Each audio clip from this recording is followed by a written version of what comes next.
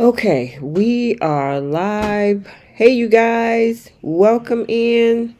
We got Bree and Keisha on the line, along with myself, T. How you guys doing? Can you guys hear me? Okay. Hi, guys.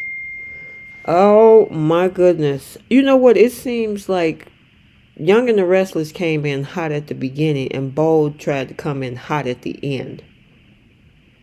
Oh, they left us shocked without question.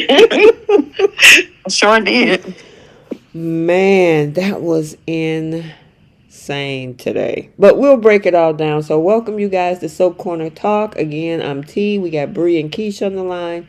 And we're going to be discussing Y&R and Bold and the Beautiful for this short week, as tomorrow is Thanksgiving. So happy holidays to all of you guys. And we're going to do both, November 25th through the 27th, in so many words.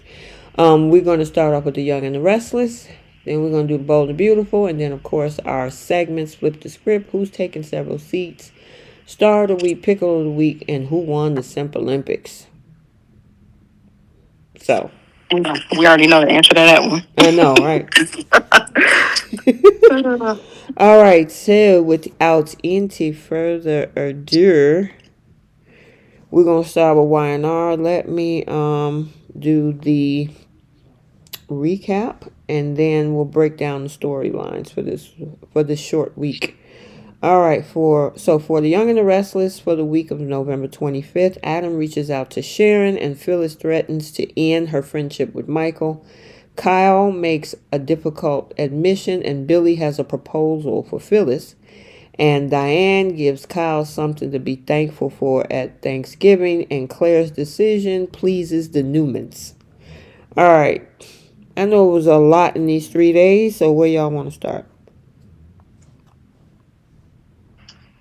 I guess we can make our way to the hospital where Phyllis is at and the way she chewed out Michael. I know, right? We're taking that case. I was like, and he was just eating it. Just taking it, eating it. She served him up. It's called him a coward, spineless, everything. And I respect it. I probably would feel the same way if my friend, who I've known for decades, took a case for the woman who framed my child. He's all of those things. And for a lapdog, he grew a backbone. Mm-hmm. What you got, Keish? Michael deserved every single word that Phyllis gave to him. I'm annoyed with Phyllis right now, but I can understand from the standpoint of that being your best friend, and he's choosing to represent a woman that caused so much pain to her family. It just doesn't make sense to me. And him saying, "Well, everybody deserves to have defense," or whatever it was, whatever excuse it was that Michael came up with. I just feel like they could have done a better job of bringing in some day player to play her lawyer or something like that. Because that's just, who's going to do that for real? And if anything, if I were Sharon, I would be like, you know what? That's your best friend's son that I did this to. How can I trust you to make sure that you're actually going to defend me properly and that you're not going to try to throw me under the bus? Well, y'all know where I stand with that. I mean, the thing is that Phyllis also hates Victor for a history of things, including with a lot of the stuff that happened with Jack, and she's still friends with Michael through all of that. But right now, and I'm like, yeah, okay, whatever, Phyllis. I mean, he get to choose to do what he wants to do, and whether she want to levy and use her friendship over his head for that, that's her problem.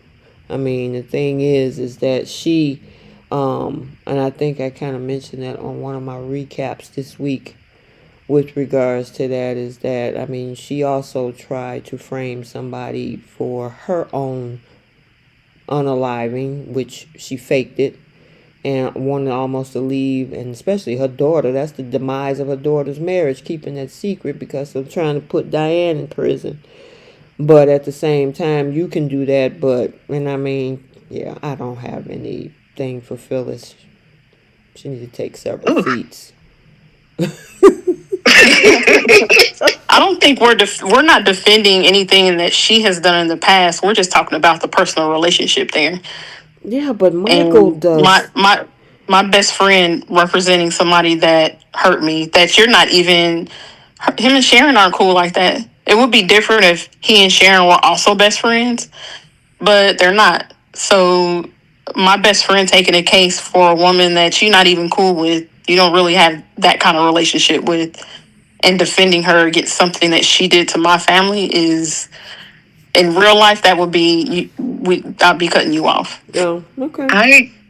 I agree, because if let's say it was Diane he was representing, she would have to understand that, because that's his friend too. Mm-hmm. But Sharon, we've never really seen them have like a conversation together. They're not friends like that. But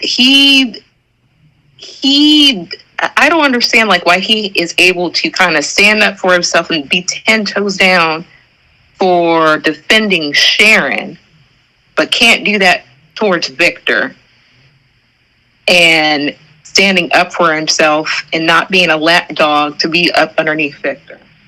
I'm like, where is this Michael at? Mm-hmm. Going up against that man? Yeah, so you guys, I mean, I totally get that in the realm of, because I see some of the comments in the realm of the real world, but in regards to these particular characters, no. Phyllis right now, she's sitting on a whole secret about who actually ran into her own lane. So, she can miss me with that. Go take several seats, Phyllis.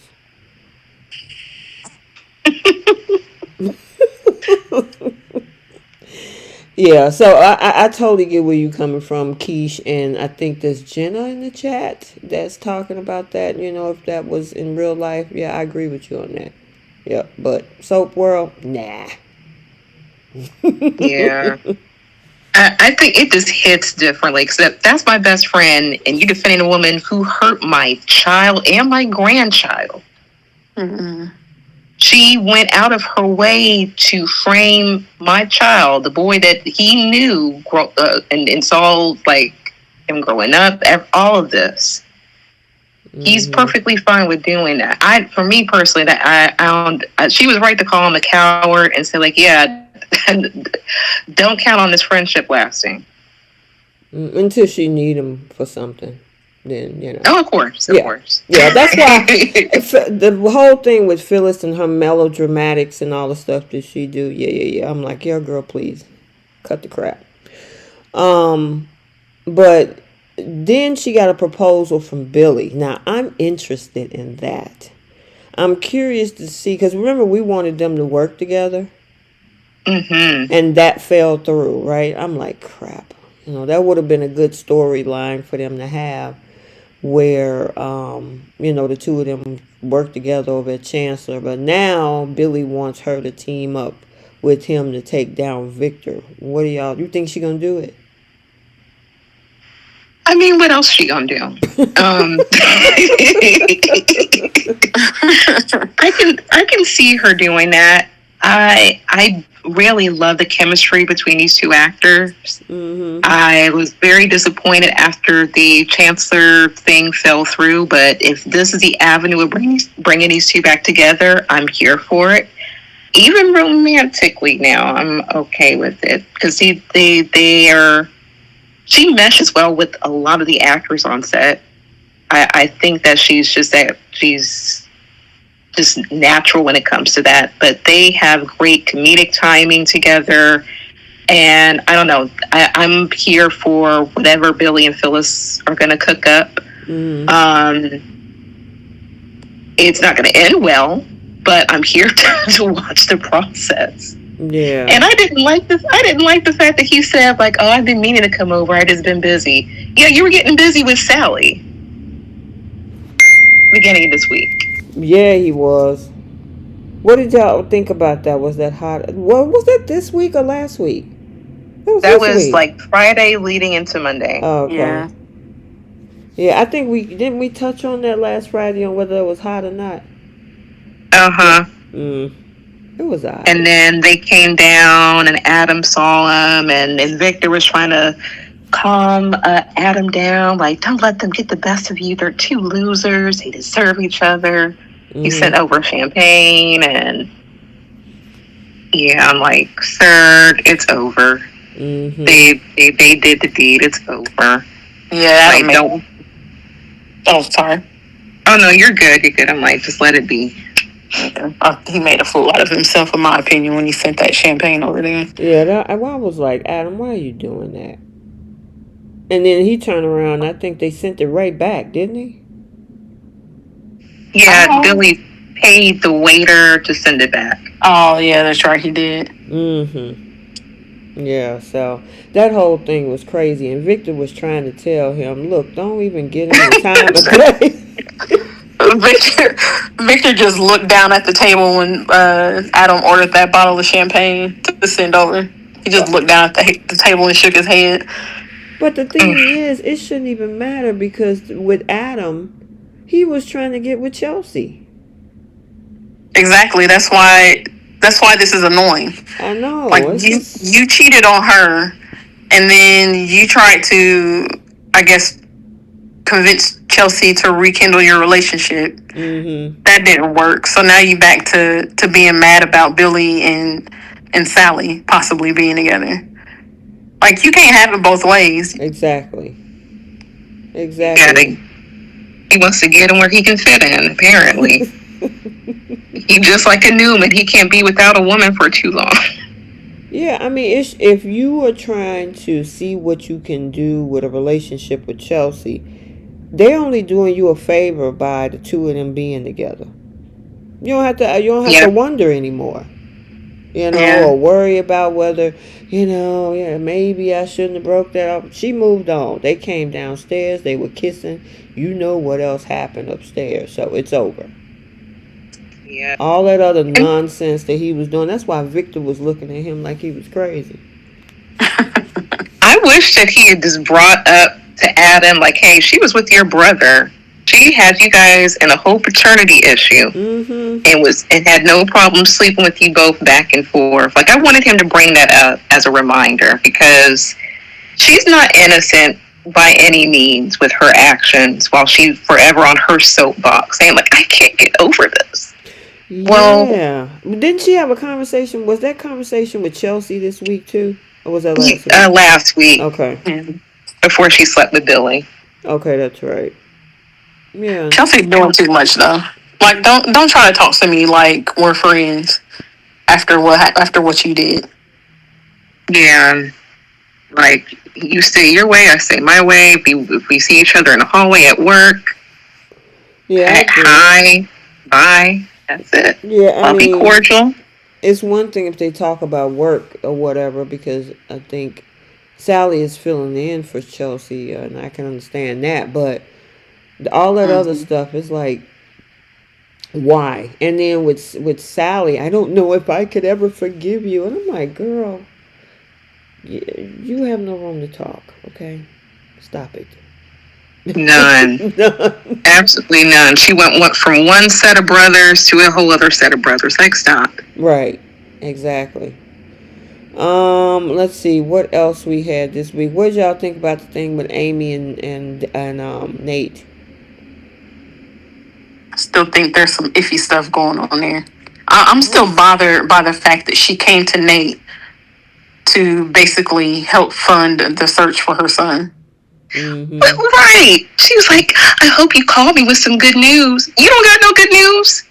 You haven't done any research about your own child. Exactly. Like, what have you been doing this whole time? Because how long has he been missing? Like 4 or 5 years, right? Or more than that? She said years. Yeah. So what you been doing all this time? You couldn't find nobody to help you find your son? She said she didn't have the money for it. Oh. So she's basically using him for the money to find him. Do you have to pay a fee for, like, the police or somebody that's missing to go find somebody? I don't think it's that he's missing. It's that he apparently he moved away. So she would have to pay a private investigator to look for him.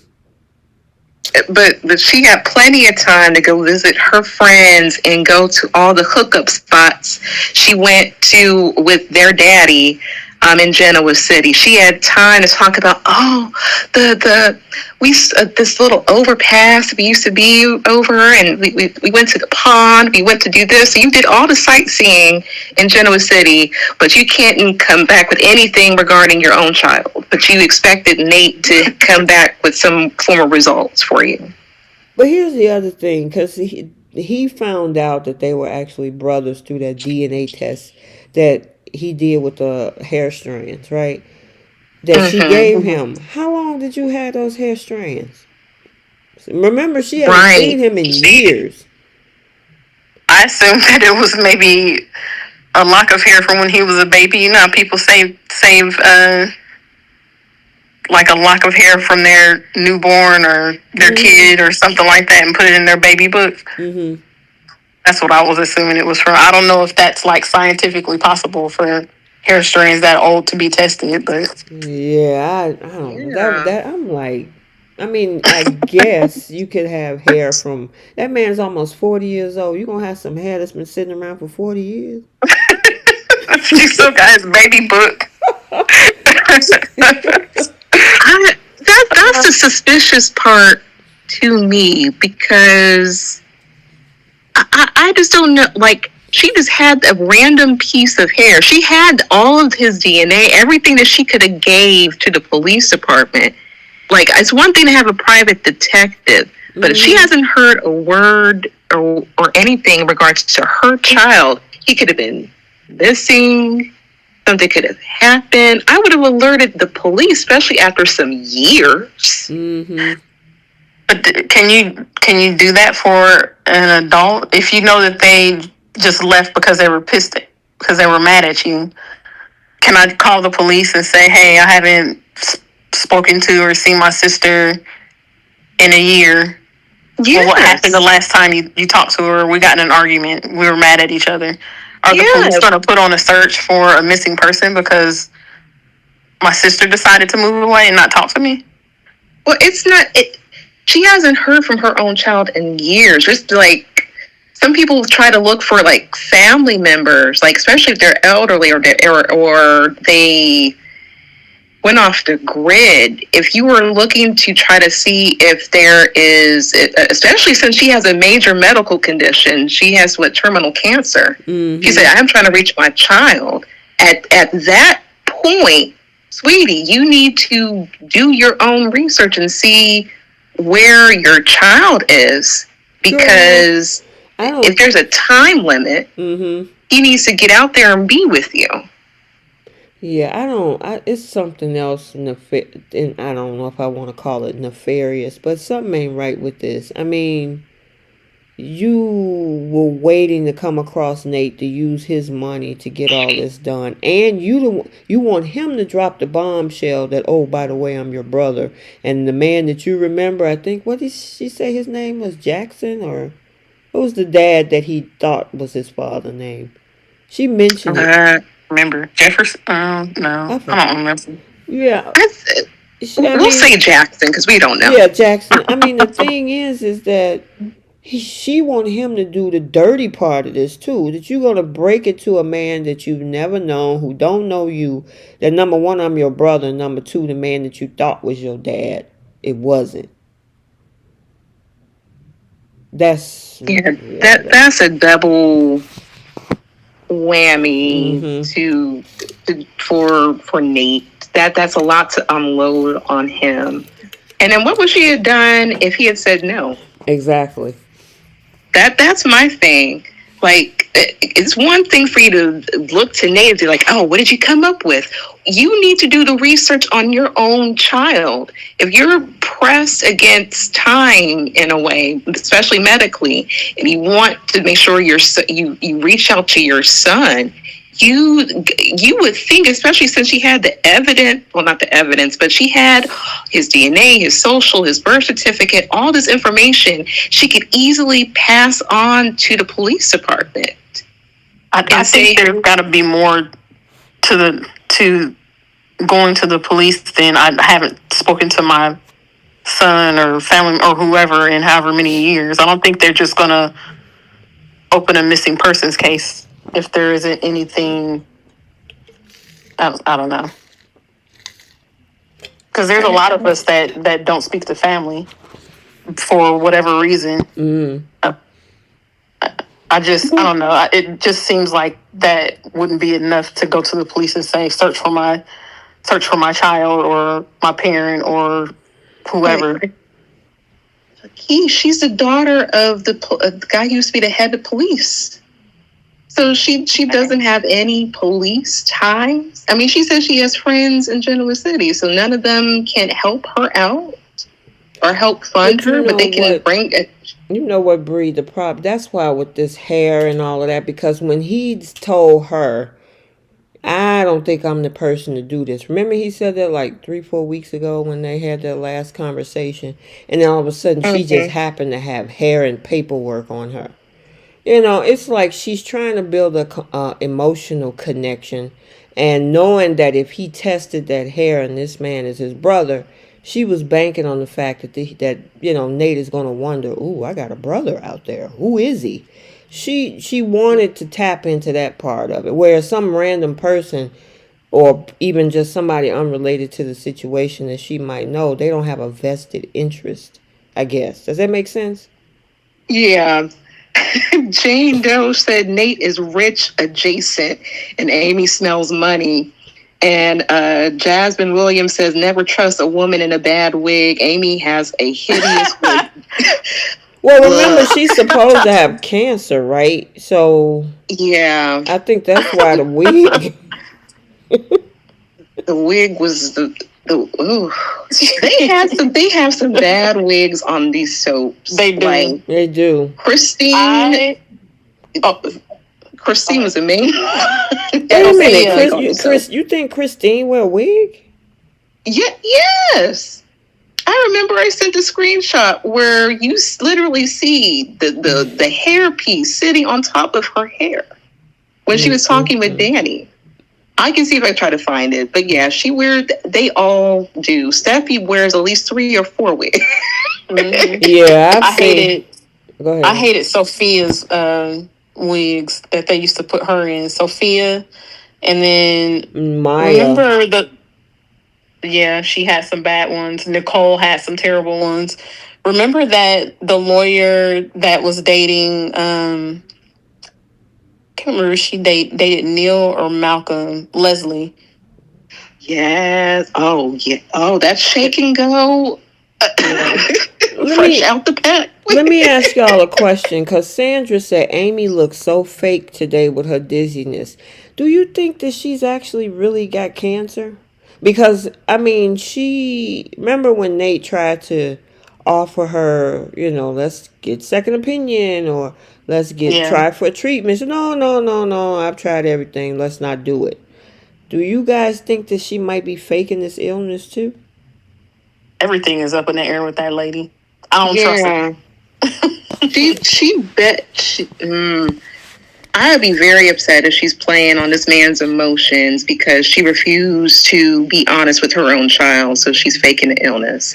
I mean, she could. I mean, if she bad enough to lie to her, the man she was married to, keep the secret from Nate Sr. and keep it away from Damien as well, why not lie about her health too?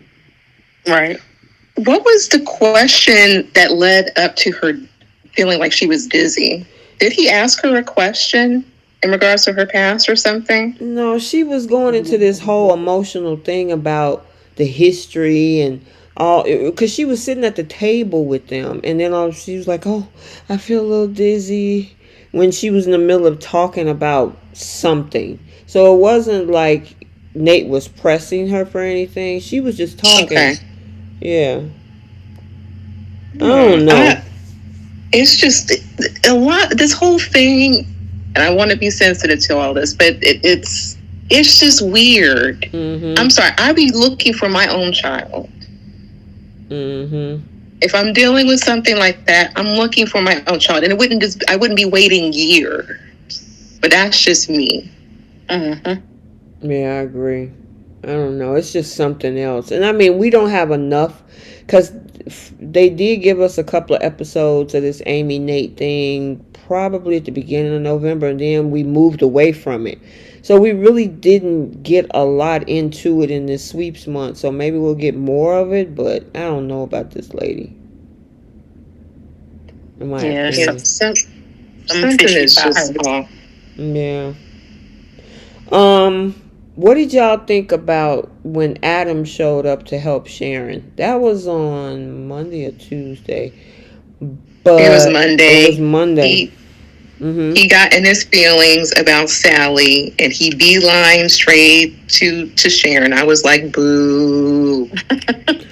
I wouldn't mind seeing them. I listen. Y'all know where I am with Adam and Sharon. Oh I man. see.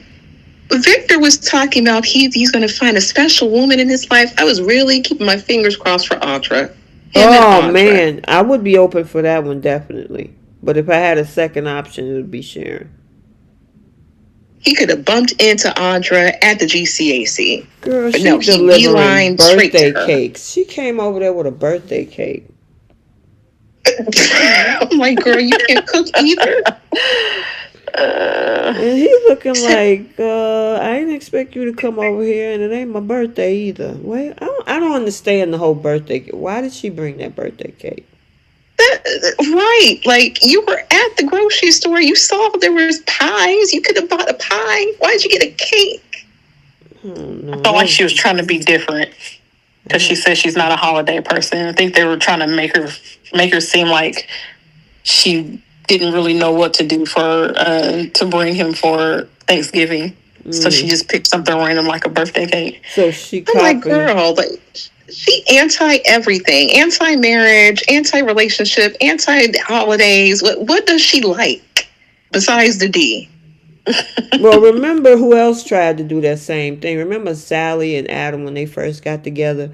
They didn't want to celebrate actual birthdays, so they did something on what holiday that was, but it was I totally think it was New opposite. Year's, wasn't it? And what did she do? They did something totally opposite though. Remember? I don't know. That whole thing I just didn't make remember the sense. scene you're talking about, but I can't remember what it was that they. It was like they weren't celebrating New Year's; they were celebrating something else or something Right. like that, Mm-hmm. like Halloween or something. Mm-hmm. Oh, yeah. And then here come Audra with the birthday cake because she don't do Thanksgiving. That girl don't. She don't like tradition, obviously. So Yeah. anyway, I guess she must have had a really rough childhood. I think she said something about her dad to Nikki, but I'm like, how bad was it to where you want to divert away from all of that? Or sorry, divert away off from all of that. mm-hmm. That's Oh, it. well. But maybe Adam doesn't need that. Let me see. Let me ask, because okay, so we also had Billy packing up his desk, and this whole thing with Jill. Oof, that was insane. So he got into well, Jill was blowing up his phone and he wasn't answering it. He finally answered the phone.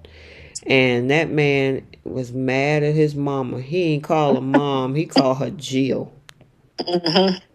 What did y'all It think was about that interaction? Him and Kyle both calling their moms by their first names. Yeah, I did hear that. That's right, he did call Diane. look, Oh my I God, that was was so funny. she wasted no time going back to be behind that camera. That's her go-to. But Jason Thompson, he killed it, his performance. I really enjoyed this because Billy let it out. He let 95% of it out. When they were talking about Lily and he brought up, okay, she betrayed you. Here was another opportunity. He could have Yep. brought up the Odyssey 7 thing. Yeah, I don't understand that part. You know what I'm saying? I mean, it's all over now. Why not drop the bombshell? Like, you do realize she took that over to Victor.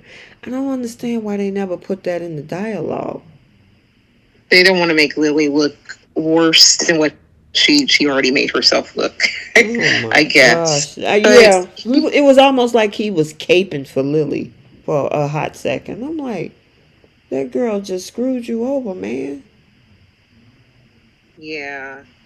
And I appreciated the fact he did exactly what I was hoping he would do, which is cut the phone off, slam, or I don't know if he slammed the computer, but he cut he cut the power off on talking to his mom. I was like, yes, I wouldn't want anything to do with Jill either, especially after you sold the company to Victor. I haven't technically failed at all yet. You're just going based off of everybody's assumption, Yep. including Lily. I agree with Lily that. set this whole thing in motion. Yep. They planting seeds to anybody who can hear. Sent Yep. it to Victor. He ran with it. Nikki, she ran with it. Jill, she really ran with it. And then she finally got at least a co-CEO position, and she played herself. Yeah. I mean, Jill, it was like, are you actually looking at what Billy has done or has not done? And she's not. It's all hearsay. And she's like, oh, I got to protect the company and look at what you done. I'm like, what did he do? Right. He fired Lily. Okay, Lily was screwing him over. So what else did he do wrong? Nothing. And then she said that, oh, you hired Phyllis. Yeah, and then she got mad at him for letting Chance walk away. Chance wanted to go back to being a cop. That ain't got nothing to do with Billy. Right. I exactly. And if he wanted Chance wanted a high level position he had no experience in. Right. So once again, like, what was the issue? And on top of that, if she did not trust her son, why did she give her son all that power? Yep.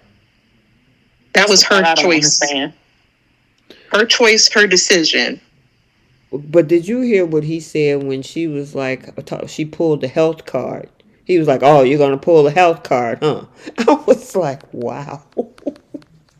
He is mad. He's not trying to hear anything that Jill says at this point. And then slam that computer closed, like, bye.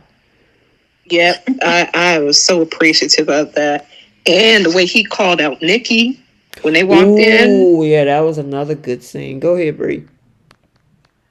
The way he called out Nikki and say, like, hey, this was for your benefit too. You didn't mind the way you were playing Lily, which is true. Mm-hmm.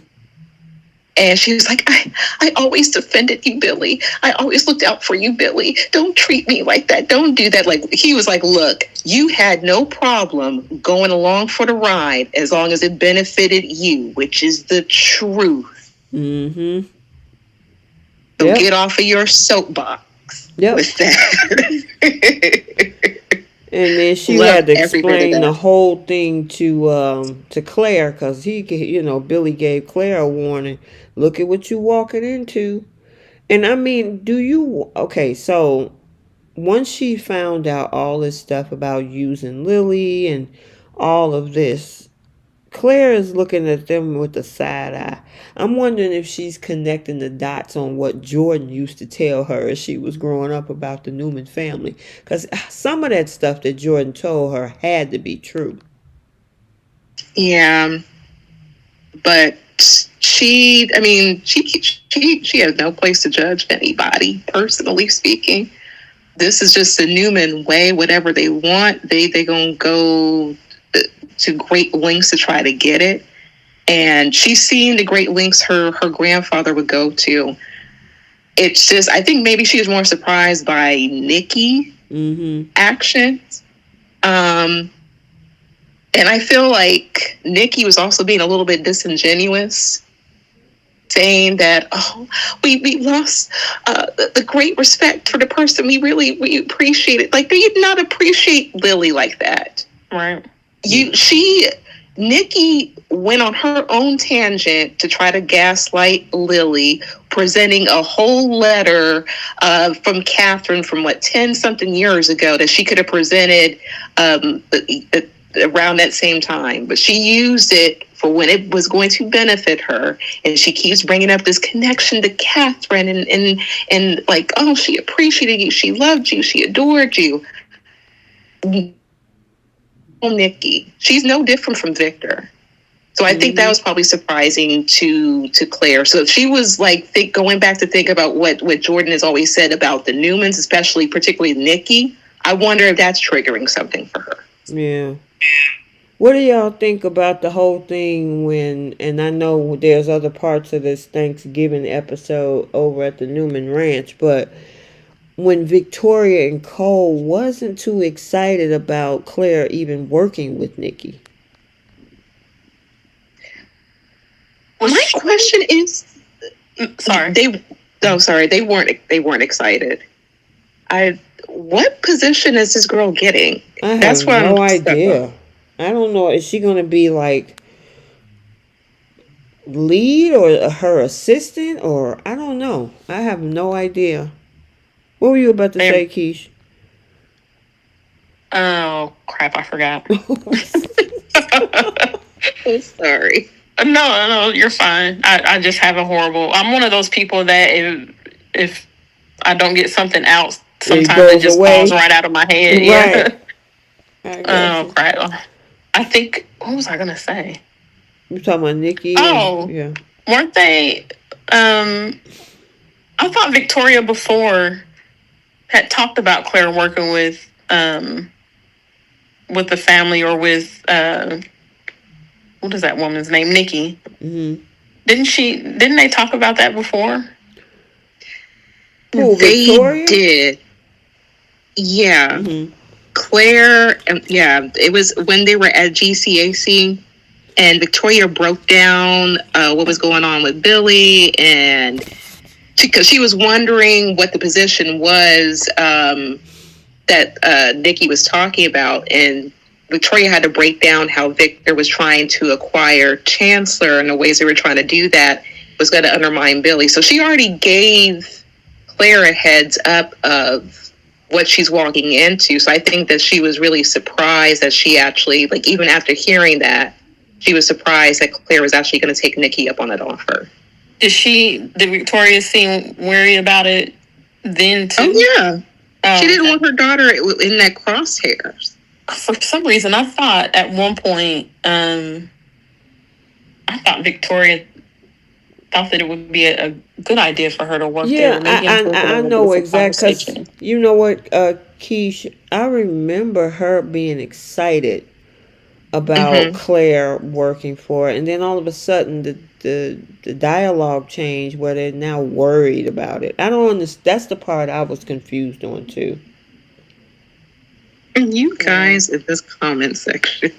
Was it maybe before the whole talk of him taking over Chancellor started? Well, because wasn't Nikki supposed to do something else, and Victor took? Oh, it was when Nikki was supposed to do what Adam is doing now, right? And then he kept her from doing that, and then told her about Chancellor. So maybe she was talking about working for her back over Newman Media. Yeah. Before he acquired, was talking about taking Chancellor. Yeah, because remember, Nikki was mad that he gave that job to Adam because she wanted it. Exactly. And then he was like, well, I got something better for you. Right. Yeah. This is when Victoria was, back then, that's when Victoria was on board with Claire working for Nikki. She was even at that point on, ready to like convince Billy to step down, trying to buy the company and all of that. Mm-hmm. A few weeks ago, it changed, and Victoria broke down like the links that basically Victor was going to go to get Chancellor for Nikki. Mm-hmm. And I think this is also the same night that Claire and Kyle were about to hook up too. So this was recently where Victoria kind of flipped. But this is where they were sitting at GCAC. It was Claire, Victoria, and Cole, and they were going over that. And Victoria's whole issue is that it was hurting Billy, and she didn't like that. And the kids. Right. Exactly. Okay. Still over at the Newman Ranch, Claire gets a call from Kyle, and Kyle asked her to meet up because Harrison want to see her. And as she's talking, you got Summer eavesdropping, talking about, now I'm going over there too. Like, Mhm. just say you want that man. And Claire even brought up, like, where's Chance? Oh, he couldn't make it. Oh, so Yeah, that's talking your about man now? right, talking about he had to work, and I'm like, as far as I know of, you kicked that man to the curb, and we was mad too. I'm like, that's your man now? And she got mad that Claire even brought him up. Mm-hmm. Yeah, that whole thing, and then when they get over there, honestly, Kyle and Claire look kind of cute together today. She came over there and Yeah. they was like, "Hey, you," and canoodling, and then Summer finally sashayed through the door. They weren't even paying attention to her, Mhm. and she was not Yeah. happy. I think Harrison was like, "You're the greatest, Mom. I love you, Mom. I love you, Harrison. Like, I love you. I just want to show how thankful I am to have you in my life as my son." And then she hugs him and she looks over at Claire and Kyle. She gets so mad that they weren't paying attention to that. I'm Mm-hmm. like, girl, Mm. just say you want this man. I just hate You've that been they wanting this man throwing since her. the summer. Yeah, I just hate that they throwing her back into this whole thing. You know what I'm saying? I mean, granted, they screwed up the chemistry between Summer and Chance. Because a year ago we were excited about it. Now it's just like, what the heck did y'all do to them? And now you want to throw this girl right back into that whole thing where Kyle is officially moved on. Claire is, trying to move on with him. And now they want to circle her back over as they say, spin the block and come back over here. I was still excited about Summer and Chance. I don't know. It it annoys me as well that they seemingly broke them up, Mm-hmm. like you said, just to put her back in his orbit so they can have this drama between her and Kyle and Claire. Claire. It's Mm-hmm. just why? Like, why do we need that? And I see a lot of people online saying, not in the chat right now, but just over the last several weeks, talk about how they feel like they do it because Kyle can't sell his own pairing, so they got to throw Summer in there to, I guess, try to make it interesting or to give it some depth because he can't carry a ship on his own. And that I kind of feel that way too, because it's every time, I think I've said this before, every time they allow Kyle to move on with another woman, they got to throw Summer in there somehow and have her jealous. Yeah. Instead of allowing her, she had her own relationship. Why couldn't they just keep her in her own relationship and just have them have their own separate stories with the people that they're with? This is clearly the way they set this whole thing up for Thanksgiving, was to show that she was jealous of Kyle and Claire. Yeah. I think there's some truth to that. Because think about the Lola situation and then the Audra situation. Mm-hmm. And then they even threw him into the Audra Tucker mess too. So there might be some truth to that. And then Claire, and I mean this respectfully, she's not all that interesting by herself. Well, they messed it up. I mean, because when they brought her on, she had a whole. Obviously, she was part of the plot with Jordan, right? But she had a little bit more of a darker, edgier disposition when she came on. She was flirting with Nate. She was the one initiating dates, actually. Hey, you want to go meet up for coffee? That type of thing. And then they made her into a childlike character for the better of a year, and then now you're trying to have her be up in a grown-up relationship. It was just weird how they shifted her character and how she started off. They should have, even if they wanted to redeem her somehow, they could have still gave her some whatever edge. You know what I'm saying? She's still working in the business world. She's still, I don't know, but dressing her like she's a 16-year-old most of this year, it's ridiculous. And like y'all would say, she was buying stuff from Hope for the Future. So she still is. That was Bree's line. I Oh mean, man. maybe they're trying to correct it. Maybe I think they are listening to the fans, and maybe they're trying to correct course with Claire and make her more grown up. So they took her out of like this babysitting nanny role and having her work with Nikki. That's why I'm wondering, what position is Nikki offering to her? Is she going to be a COO? Is she going to be an assistant? Somebody put it in the chat earlier, and they said that Nikki said that she wanted her to be her assistant. Don't this girl have a master's degree or something? Didn't somebody say Well, that? all she said today is that she wanted to use some of the things she learned at business school. So I don't know what that means. You know, yeah, I don't know. I don't know. They didn't mess it up so many times because when she came in and did that interview with Nikki and Audra, she had a whole thing of references and things like that about everything she did. I might need to go and check out that episode way back last year and see what did she mention about her education background. Right. I'm kind of curious too, because if she becomes like a COO to Nikki, that kind of puts her at the same level as Summer a little bit, because Summer is CEO of Marchetti right now. Mm-hmm. Kind of level her up. I can see them doing that if they're listening to the fans and leveling her up. Just level up her style so she doesn't look like a child or look like a 14-year-old. Right. And it's like she's getting Lucy's hand-me-downs, and Lucy says, I want to be a big kid now.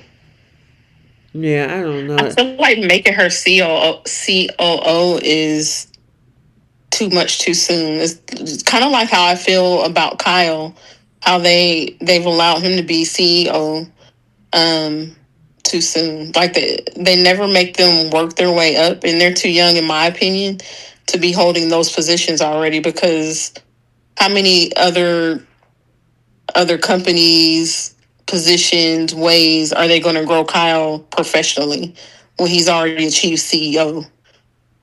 So I don't know. I hope they don't make her COO yet. Like there's plenty of other positions in the company that they can, plenty of other titles that they can give her before they make her a C-suite employee. Yeah, I hate what they did to that character because I like even though we found out that she was part of a plot by Jordan, I like the edge that she brought in originally, and then they just took it all away. So now they got her possibly going to be in this whole triangle with her cousin over Kyle. Yeah, I'm not interested in, I'm like, leave them two alone. Find some. Right. They could have figured out a way to spice up Chance and Summer. And I get it, she mad at this man because she arrested Daniel. The man was doing his job and he found the evidence or whatever. And plus the AG was the one that, or the DA I should say, was the one that told him to arrest him. Yeah. And they could have just played on that angst. They didn't need to have her, suddenly breaking up with him, or they could have even gone on a break, but they didn't need to have her over there acting jealous of Kyle and Claire. Right. Like that part of it is unnecessary. They could have still had Chance and Summer, have their differences and her be upset with him without inserting her in Kyle and Claire's relationship. Mm-hmm. But this girl was jealous early in the summer. That's why she pursued that lawsuit to get custody of Harrison, because she was upset with him having any form of relationship with Audra and Claire, because she didn't trust him. Yeah, that's what I'm saying. They keep pulling her back into these. That was such a senseless storyline. Yeah, For only her for them to do that. Go ahead. I'm sorry, Keish. Go ahead. Oh no, you're fine. I was just gonna say that was a senseless storyline. The whole custody battle, because he's working with Audra. That made absolutely zero sense for them to do that. And then for it to, in the end, she was still happy with Chance. So it wasn't even about trying to get back with him. Yeah. It was just it's like they couldn't create a storyline between them without making her act jealous or out of line or just ridiculous about any of the women that Kyle are with. And I don't understand that.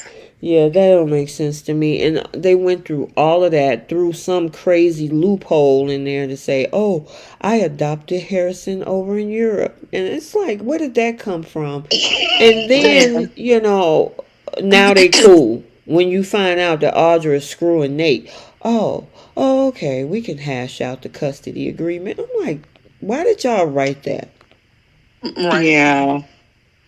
Jenna, you make a very valid point about Summer. She says Summer's really jealous of Claire for more than just Kyle. I agree. I think because Claire is brand new, she's getting all this attention on her, and none of it's really on Summer. Summer's kind of like old news.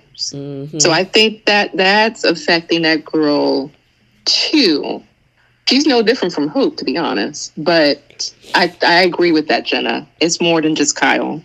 Yeah. But they haven't shown that. Everything that they have shown her to be annoyed with where Claire is concerned is surrounding Kyle and Harrison. Yep. Yep. The only time that she expressed any other concerns was when Claire first came back after the whole, she tried to take out her whole family drama, and Summer was mad, which she was rightfully mad that everybody was just accepting her after she literally just tried to take out half the family. Mm-hmm. But outside of that, all of her annoyance with Claire has been surrounding Harrison and Kyle and nobody else. Mm-hmm. Yep. So, but we got to talk about that conversation between Nick and Adam. So, I know we kind of touched on, we might have touched on a little bit, but I had to give Adam kudos when Nicholas told him, "I told you to stay away from Sharon." He said, "Since when I take orders from you?" I was rolling. Yeah. He's tripping with that one. Oh man, that was so funny. I'm like, what did you expect, Nicholas? That he was just going to say, "Oh, okay." Right. Like Sharon is his child. Or his woman. Mm-hmm. And Adam, he has to be protected. Come on now. Adam was like, "You need to be thanking me because there ain't too many people in this town in her corner." So, Exactly. And then the look on Nick's face, he was like, I know he's right. But it was interesting because Adam told Nick not to be talking to Chelsea about their business. And then you had Nick telling Adam that he needed to stay out of Sharon's business. Yeah. Yeah. And Adam got him together in both situations. I know, right? Oh man. Let me see what else we had. Oh, over at the Abbott estate. So Jack and Diane had to confess to the family because Ashley was mad.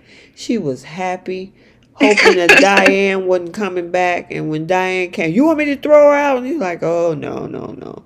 What did y'all think? Did y'all think that was because a lot of the soapies had pretty much thought that they were faking, and then it came out on the 13,000 episode that they were faking.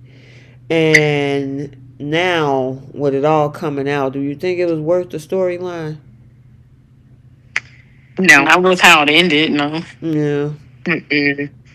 I mean, they basically did all of that just to prove to Kyle that Victor didn't have good intentions. Like, you went through all of that just to get Kyle to change his mind about Victor.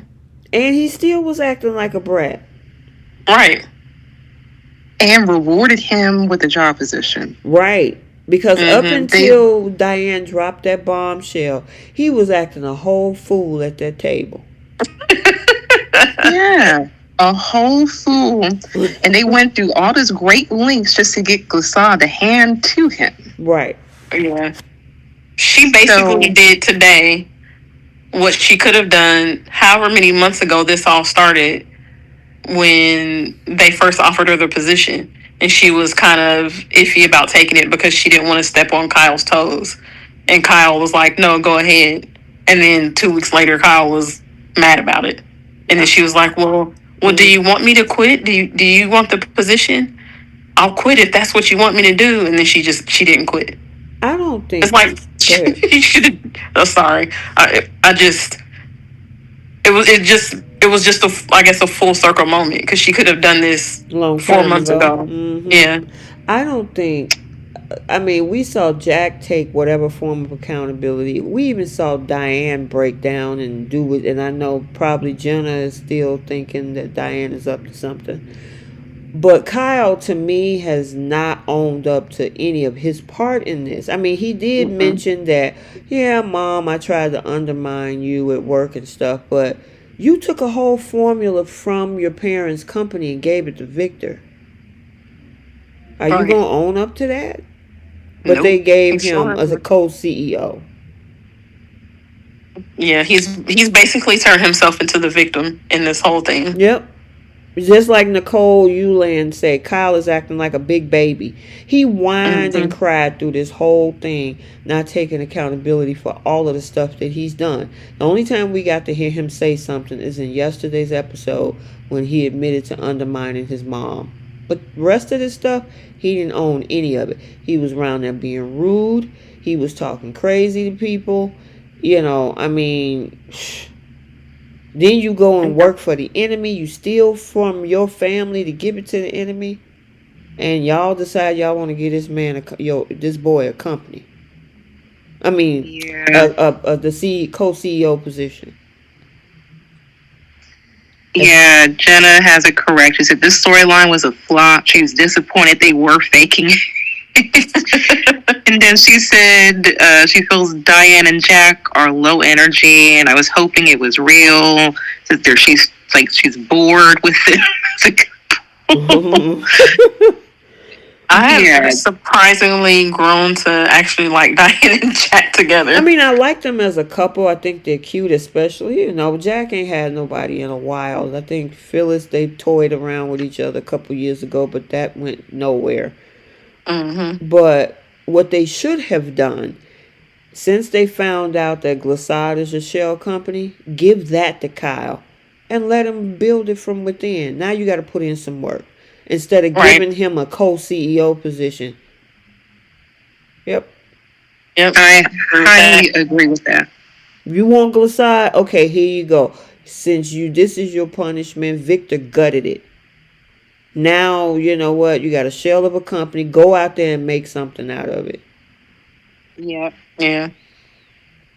My question is, what is Diane going to do now? So she calls herself being gracious, handing this boy this position that she should have done back in February. I'm thinking she gonna try to work with Glissade because they still trying to figure that out. Even though they found out that it was a shell company, they're still trying to figure out what to do with it. So I mean, it's still a company. It just doesn't have any acquisitions.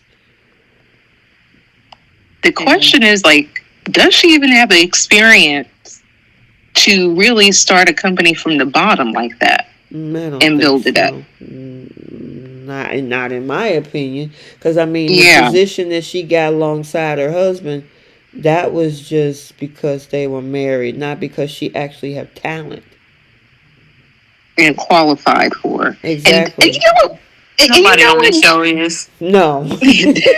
other than Victor.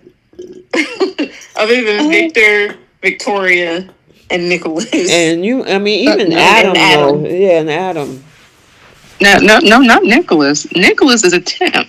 He's not in and out of his positions, and he's no different from Billy. They can never stay put in one job. Nick is definitely known for that. But the fact that Jack got upset that she wanted to give up her position, he's like, you worked hard for it.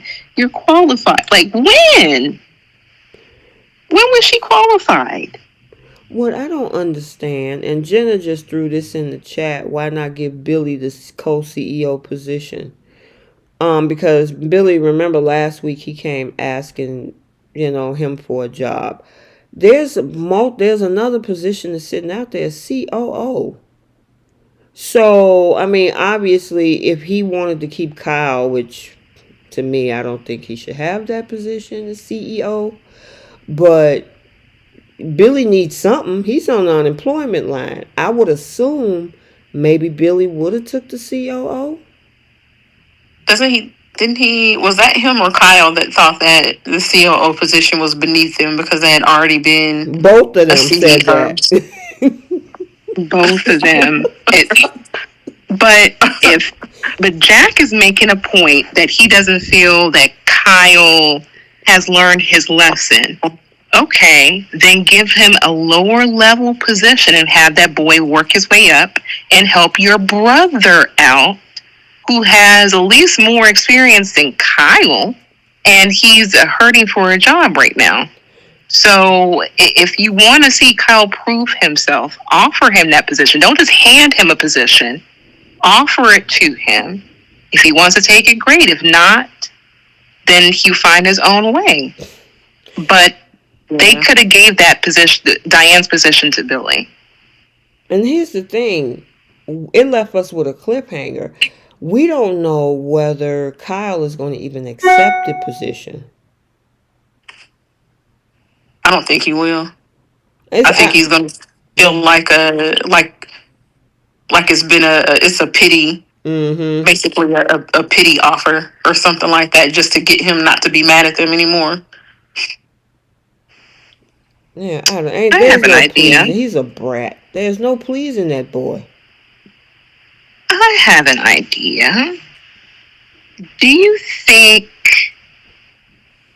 what if Nikki were to offer him Lily's position as COO over at Chancellor? That would definitely irk his Diane's nerve working for Nikki. I mean, that would be a twist but I mean, did you learn your lesson? I mean, Victor burned you. You think Nikki ain't gonna be too far off? His ego is too big. He's not going to accept the COO position. You talking about the co-CEO? She did. I thought she said talking COO about for over. Nikki. Oh yeah, you talking about with Nikki? Yeah, he not going. Yeah. Second in command to Nikki Newman. Yeah. I mean, keep in mind, Claire is over there. I think that I don't know, because if he doesn't accept the position over at Jabot, where is he going to go? Claire could be like, oh, well, my grandmother, she's looking at higher position that she's going to offer Lily. Would you be interested in it? Like something like that. Especially if Claire is not going to take Lily, the position that was offered to Lily under Nikki. I don't know. Only time will tell with that boy, but he need to be a bus boy. They should have gave that. Somebody said he need to make work in the mailroom. Start from right. I mean, because his attitude, that's why he keep acting the way he's acting, because his family is doing what Jack and Diane is only continuously enabling the bad behavior. You can't reward a co-CEO position for the way that this man has been acting. And he committed a whole crime. Exactly. What is that called?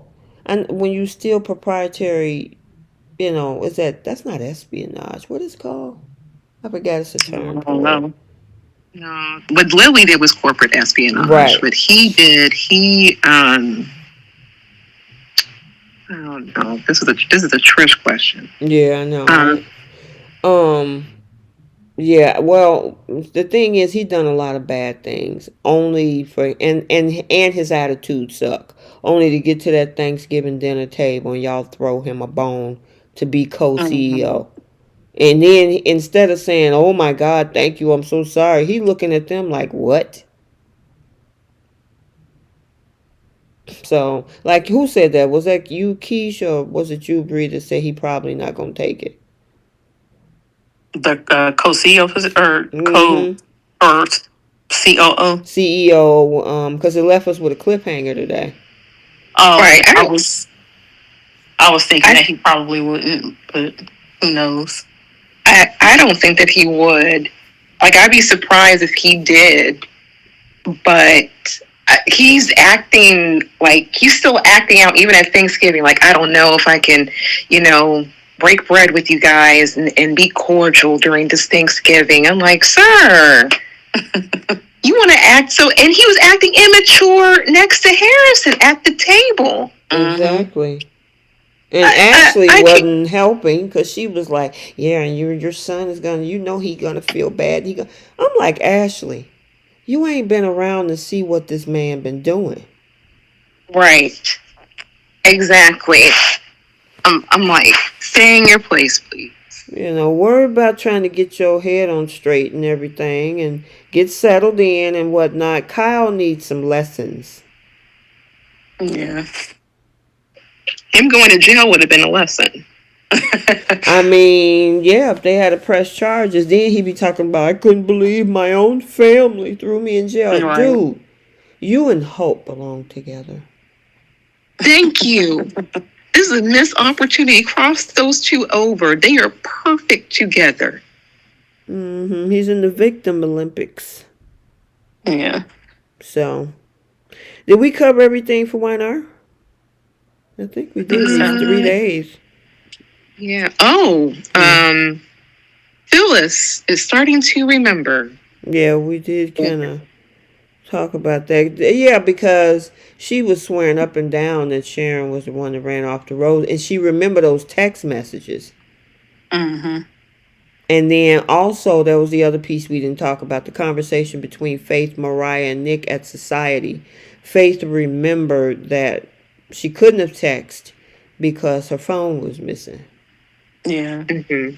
But then Mariah was like, well, what if she's lying about her phone being missing?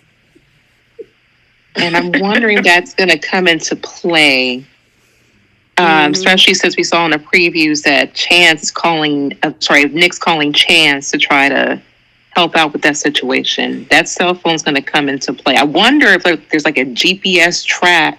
Well, Bree, here's the thing. Jordan would have had to been smart enough to text Phyllis somewhere in the same proximity that Sharon would have been. So if she took Sharon's phone and was right outside the coffee house, because Sharon was there around that time period, it'll ping off the nearest tower in that vicinity. But if Sharon was at the coffee house, but Jordan was like, ooh, I'm going to text her from the ranch, that's not going to make any sense. Exactly. I wonder how they're going to do this. But did Phyllis have flashed that it was a truck that hit her? Yeah, some older model truck. And then she was like, oh no, because she remembers seeing a truck. And obviously she know that Sharon don't have an old truck that look like that. Yeah. And then when Michael came back up in there, he was like, what's going on? And nothing. I can't wait to see what happens next week with that. And then Jordan looked like she gonna get caught next week, barely, because Claire is like, you look familiar. Right. You can tell that's Jordan. Just her mannerisms alone. Right, and the voice tone. Mm-hmm. I mean, after being brainwashed by Jordan, that should have been a trigger for Claire. Right. And plus, this woman is the same height. Like that's a bad wig. She should know all her auntie's wigs by now. Mm-hmm. But yeah, she got away with it again. My question was, I think we asked this last week, who was the lady that was up on the stairs? I have no idea. That is still a question. People are still talking about that. They showed her today. She was literally the coat person. Checker. Yeah. Okay. Because they showed her getting not Summer's coat. What's her name?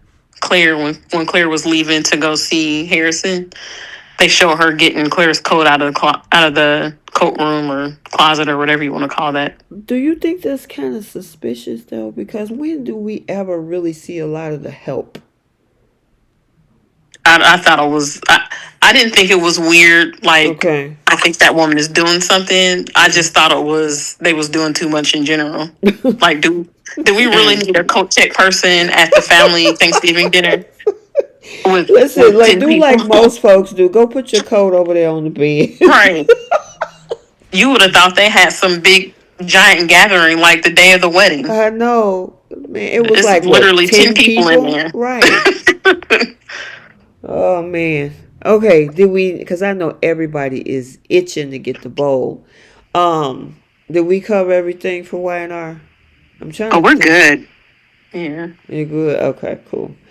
All right. How many people in the chat, Bree? We had 140 people. Thank you guys. We got only 57 likes. Oh man, y'all gotta be kidding me. Get the likes up to at least 80. How we only got 57 likes and 140 of y'all watching? That Yeah, is guys. crazy. Look, we know you guys are in the kitchen listening to us, trying to get your Thanksgiving meals together. We'd be very grateful, thankful if you please hit that like button, please. Mm-hmm. Yeah, hit the like button, y'all. It only takes a quick second. It's free. And then you can go back to listening, cooking, mixing, whatever y'all doing for tomorrow. All right.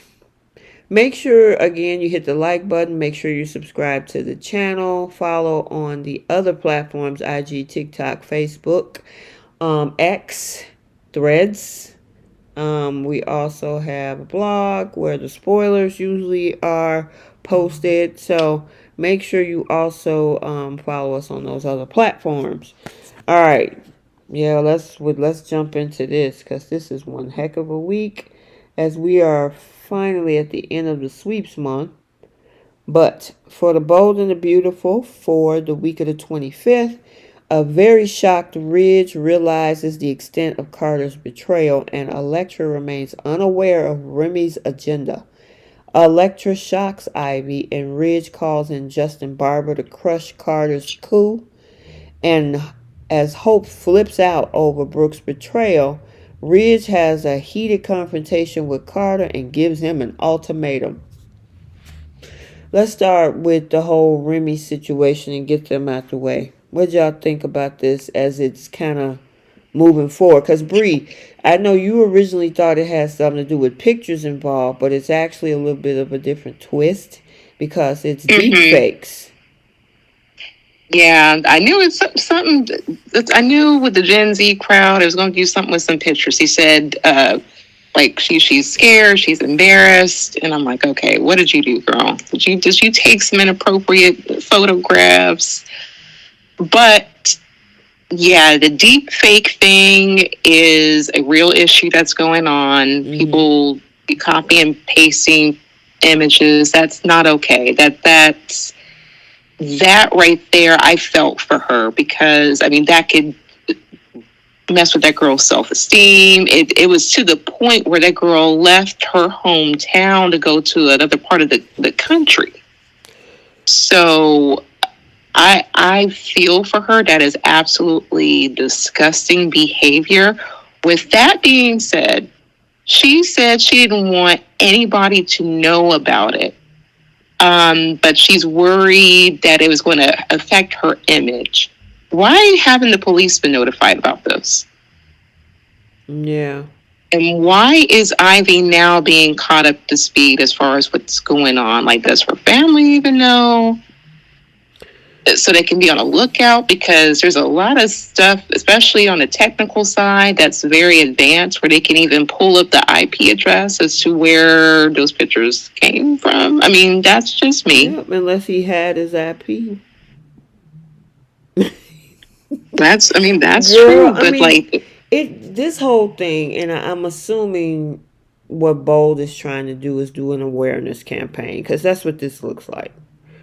And AI can be beneficial. It works in people's businesses, but AI can be a very dark place. Even some of the thumbnails that people are cropping just say soap opera characters' heads on top of old scenes to make it look like something is happening. That happens all the time. They're doing that. They do it all the time with soap. Exactly. they had Hope have Thomas's baby, had a wedding. Like, I know I posted some stuff in the group I chat. mean, It's it's crazy. happening in real time, even with the promotion of certain things regarding the soap world when they take these certain photos and thumbnails and things like that. And I mean, AI is so advanced at this point, outside of the chat GPT now, they even got apps where if you can take a picture of a man, a picture of a woman, and put it in this AI app, you can actually have the two of them kiss, which is dangerous because you can actually break up a relationship like that. And I'm like, this stuff is getting insane. It's out of hand, and it's disgusting with this particular storyline for Remy to do that to that girl. Mm-hmm. And it's realistic enough to where people think that it's really her. Mm-hmm. Like that, yeah, this is definitely an awareness storyline. And I think this should get, some credit that they're going in this route with this character. This is a really big issue. Right. Now I'm looking like they were friends. I mean, did she reject him? Why are we doing and this is where we need backstories. Obviously, she's not afraid of him. They're friends. She don't realize that he's behind the deep fakes. And I'm wondering why he is going this route, why they have him going this route instead of saying, "Hey, I'm interested in you. Can we go on a date?" Maybe she rejected him at some point and this is a get back. I don't know what this is. This is a clear, she friends on him. She doesn't see him as anything more. Mm-hmm. And I feel he's in his feelings about it. I think I this is what it agree. is, especially with this age group. I think this is what that is. I agree. Yeah, she probably did friend zone him. She didn't want anything romantic with him, and he's obsessed. And this man then got a job. Deacon is like, "Oh yeah, I'll give you a place to stay," and you don't even know this man. You even did a background check. Right. But at the same time, he's married to Sheila. Yeah, So, that's what true. are you scared of? Yeah. Like, Oh if man. Remy tries something, he know his wife is going to always have his back. Yeah. So, Remy better watch out. Only thing I would say about this storyline, because obviously they're attaching Ivy to this. I wish they still would have had something separate for Ivy, which would have put Liam maybe in her orbit. But of course, we haven't seen that. I thought sure that would have been a possibility. Yeah, or not even just Liam. I personally want to see her bury the hatchet with Steffi. That is true. Like whatever issue Steffi has with Ivy, I wanted to see them actually form a friendship and resolve it, so Steffi can have some backup on the Forrester side. Mm-hmm. She can't. Everybody is this girl's enemy. Yeah, I would have. I mean, look like from when she came aboard with the jury line, Steffi seemed genuinely happy and, excited. And she was talking about we need more Foresters here and stuff like that. So I thought maybe they could have took that as an opportunity to open that door to have built some relationship. We haven't really seen since then. We have not seen Ivy and Steffi in the same scene. Right. I think Steffi was just happy that Hope for the Future was done, and they were trying to move things along for Forrester. So she's happy to promote the jewelry line. Mm-hmm. But even in that moment, she didn't even hug Ivy. Mm-hmm. Ivy reached out to her. She didn't even hug her. So I would just personally like to see a different scene where it's Ivy and Steffi talking out their issue. That would have been a nice scene, even if it was just like one time. That would have been nice to see. But they're looping Ivy primarily only into this Elektra storyline. Right. I agree. What, you got anything on it, Keish? I feel like I think the deep fake plot was a good storyline to run with. I just wish that it wouldn't have happened until after Elektra started at Forrester, instead of it being something that happened in her past. Oh, And okay. now we're talking about it because it's just hard to, I don't know, it's just hard to, I guess, care about it or to Mm-hmm. be invested in that happening to her Mm-hmm. when it happened to her off screen. Oh, okay. I see So what you're saying. yeah, I feel like it would have made a great storyline for her character, um, to have gone through this drama like after starting at Forrester, and now they gotta, Forrester Creations is trying to scramble um, to figure out how to fix things for her because now this picture has gotten out onto the internet and she's a Forrester Creations employee. They Right. just launched this jewelry line. Like, what can we do to try to like fight against this and to help Electra? And Will could have been there for her. I Mm-hmm. don't know. I feel like they And could. Katie, Yeah. especially since she's in PR, like if Yep. something were to pop up, she can immediately like combat it. Like I don't understand like why she's keeping it a secret, but more importantly, why are you not talking to the police about this? Yeah. I Yeah. So don't know. I don't know. I feel like Bolt does this thing where they give us these stories or these incidences that happen in a character's past or off screen or something like that, and then they try to bring it into the story like it's already happened and we're just hearing about it after the fact, and it's Right. just hard to care about it when things happen that way.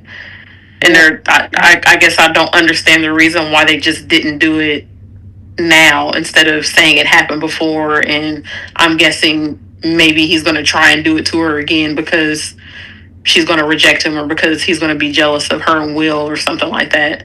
Mm-hmm. Well, we'll see how this all, you know, now that he's working there and he's living there, and obviously he's going to be running into her, and they'll probably, well, in that promo, Will meets him over at Mm-hmm. Society, Lord, Il Giardino, over at Il Giardino and stuff like that. So I don't know. I just think this is going to be a slow moving one. I mean, granted, we got the guy in there and we got Electra, but I don't know. Like I said, I like grown folks drama, but obviously they're bringing awareness to this whole thing with AI and deepfakes. So Yeah, I kind of wish that we didn't even know that Remy was, some creeper type character. right, I agree. They revealed that way too soon. Yeah. So now we're all just waiting to see what his next move is going to be. right. You know what else I thought was funny when he was talking to Deacon about getting a job there, and Deacon was asking him if he was on parole or if he was a felon. I forget what else basically something alluding to if he had done Had a jail time criminal or something. background. Yeah, something like that. And I'm like, I know this man ain't worried about somebody having a background. Right. I thought at one point he said that he wanted his restaurant to be an opportunity for people with like a dark past or messed up past to reinvent themselves and get back on their feet.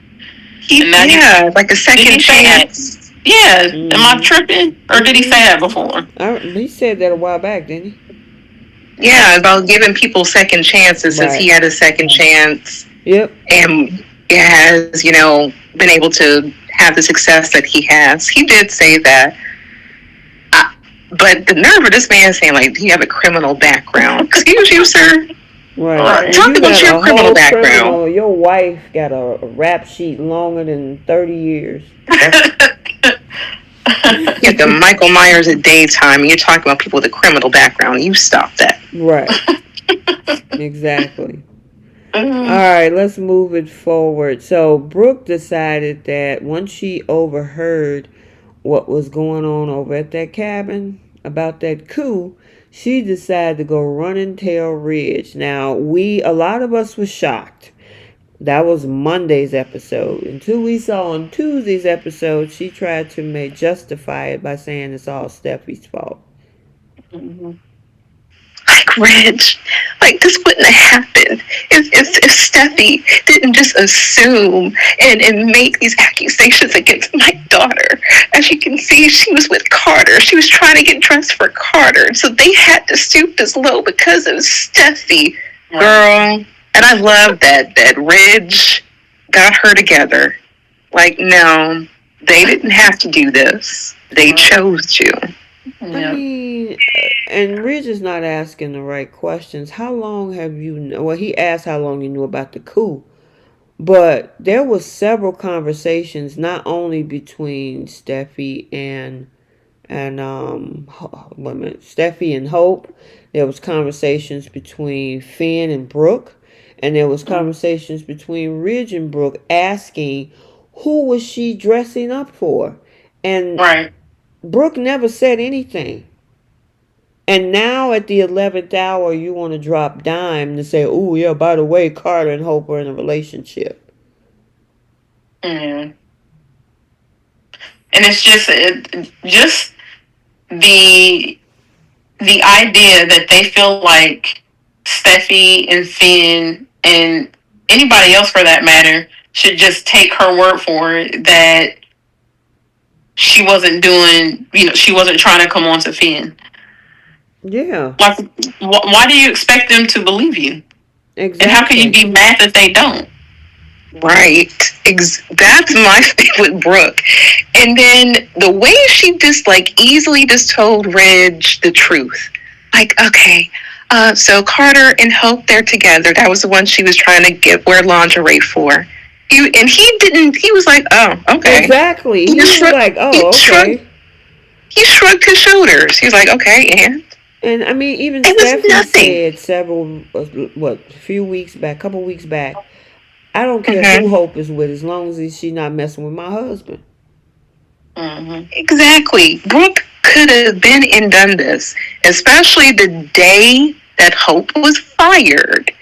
And Reg came over to the house. He was trying to ask, like, so who was she trying to get dressed for?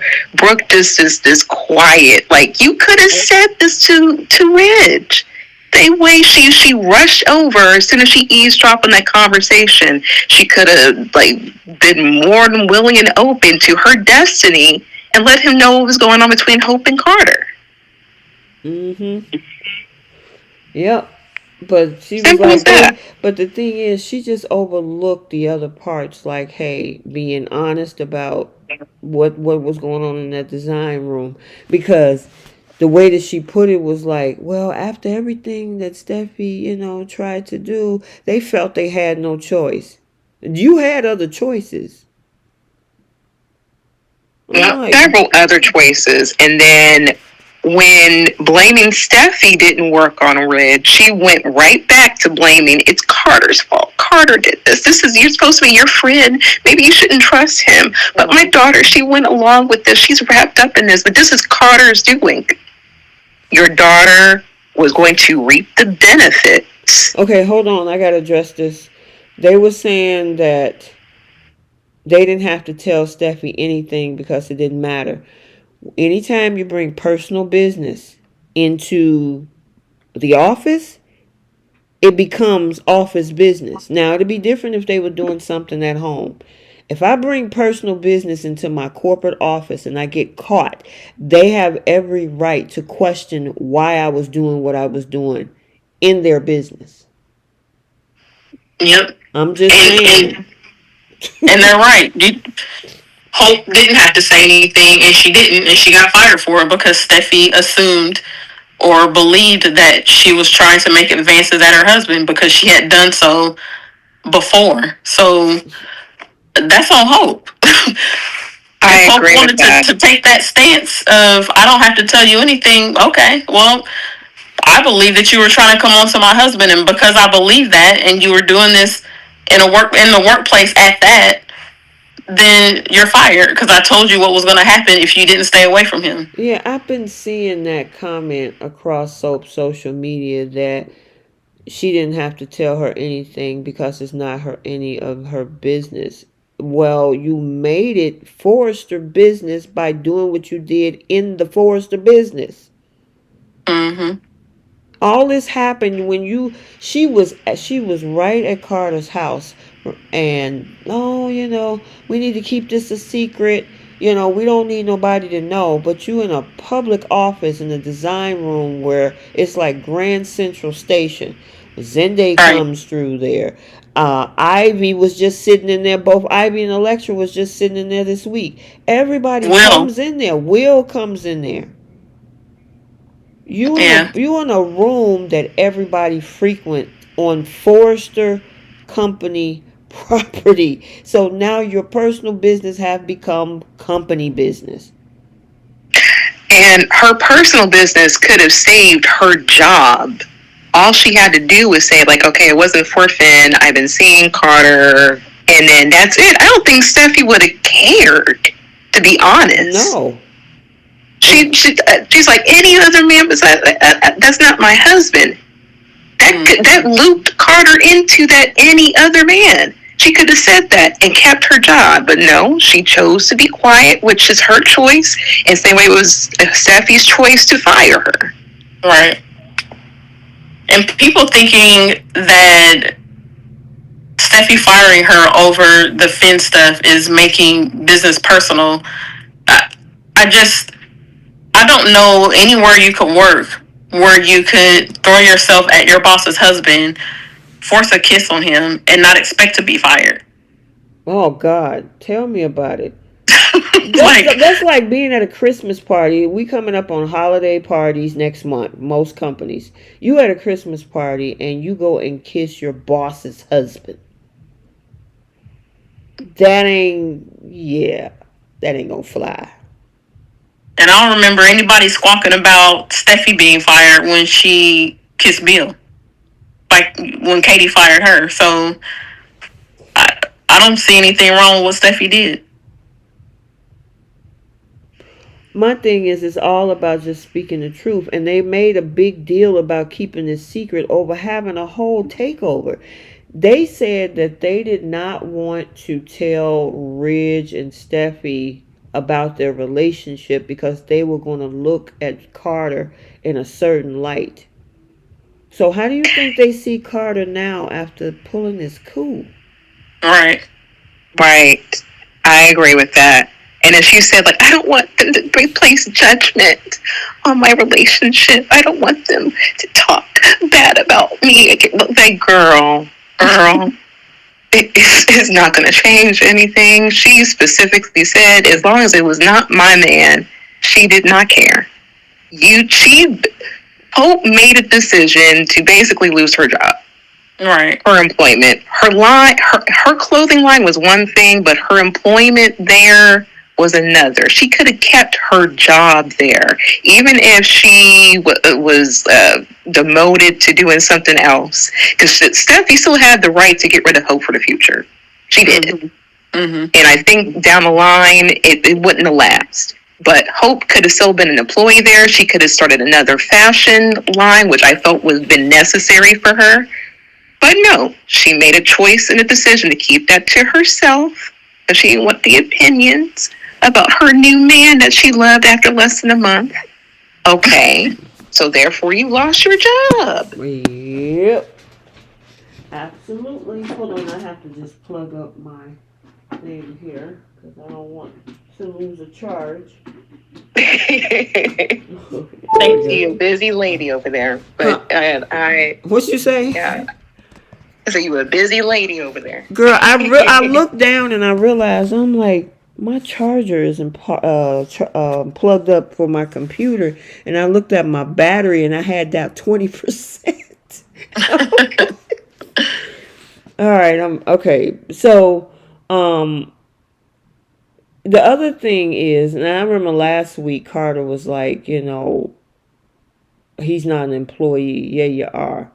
But instead of, because they had this whole thing about, we need to be able to do something and we don't like it. And, we're being looked at as, not valuable. Okay, then you got two options. If you don't like where you work, go somewhere else or start your own business. And that's exactly what Ridge said. Yep. Yeah. Yeah, Carter and these decisions here. But well, I know we'll get to the end here, but it, the fact that Hope is goading this man on, Because you can and I feel tell like that nobody's, you can tell he's hmm, conflicted. yeah. And she's like, well, that comes with the territory. It's okay. I still feel that you're making the right decision for the company. I'm like, well, aren't you showing your true colors there? You're showing your mother's old colors, actually. So you're perfectly fine with this man going along with this coup, especially if it benefits you. Wouldn't like the old Hope like talk him out of it, say you don't need to do this or tear the papers up or something? No, this new Hope is okay with this man trying to commit a whole crime. I mean, the old Hope accepted that Hope Diamond from Wyatt. Didn't he steal that or something like that? And she knew it. Because wasn't Liam mad at her about accepting that? So it's not shocking to me that she would go along with this. Yeah, and exactly, Jenna. Hope is pushing Carter every step of the way. She sure is. She pushed him. She gracefully pushed his hand to sign the paper, and he comes back, and she's talking him out of stepping away from even doing this. There were a couple of times where she said, "We don't have to do this if you're not comfortable with it." She didn't mean that. Clearly, she didn't mean that. Well, she kept going back and forth because she'll say that, and then Carter will say, well, maybe it's not a good idea, but then she'll turn around and she'll backtrack and say, but you know what? We're being undervalued. Somebody got to do something. So even though she'll say, well, we don't have to do this, then she'll circle back and then she'll say, yeah, so it was just something has to be done. We have to save Forrester Creek. They are making it sound as if Steffi has been running around that building, hitting people in the back of the head and screaming in their faces and making them work 18 hours a day. Like, where are all of these abused workers that Carter and Hope are speaking of? Well, the other thing is too, Keish, because the other part that I see, because I can agree with what you're saying, but they're acting like Forrester's is on the brink of financial collapse or something. Oh, yeah. It's like, oh my God, what are they going to do without, the hope for the future line is what keeps this besides the bedroom line of floor. I'm like, no. Your company is not making money. And this is the part that I don't understand. So if they just say Carter, and it look like it might be going that way next week, Carter decides he runs the company. He keeps Hope line. How long are you going to carry a line that don't do nothing? Right. Okay, Carter, you in charge. I wish somebody would ask that question is, how long did you expect us to keep her line around when it's not bringing in money? Her expenses are being covered from the other lines. So her mama's line. Yeah. So where is the line drawn at when to shut Hope for the Future down when it's not bringing money in? Like, I want somebody to ask him that question since he keeps bringing it up. Girl, his brain is on vacation. His other brain is what's taking the lead. His other head is what's taking the lead right now. I mean, especially after that ultimatum that I gotta give shout out to Thorsten K. That man, woo-wee, he killed it this afternoon. Yes, he did. The fact that this man had his back turned, like, this is a whole Victor move. Like, I was expecting when this turned around. I wasn't sure what was about to fly out of Rich's mouth. I was like, okay, so he really about to fire this guy. I'm like, okay, well, I thought so too. That's what I was like, but nope. The flashbacks, though, the flashbacks of Ridge and Carter, those took me out. I was cracking up because I feel like they normally only do those kind of things when it's like a romantic pairing. So I just thought it was funny to see Ridge flashing back to like the good times with Carter.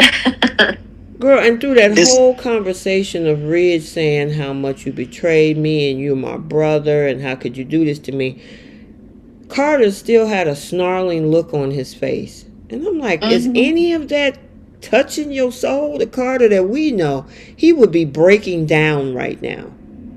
Yeah, him and Hope truly think that what they're doing is for the good of the company and for the good of the Forster employees.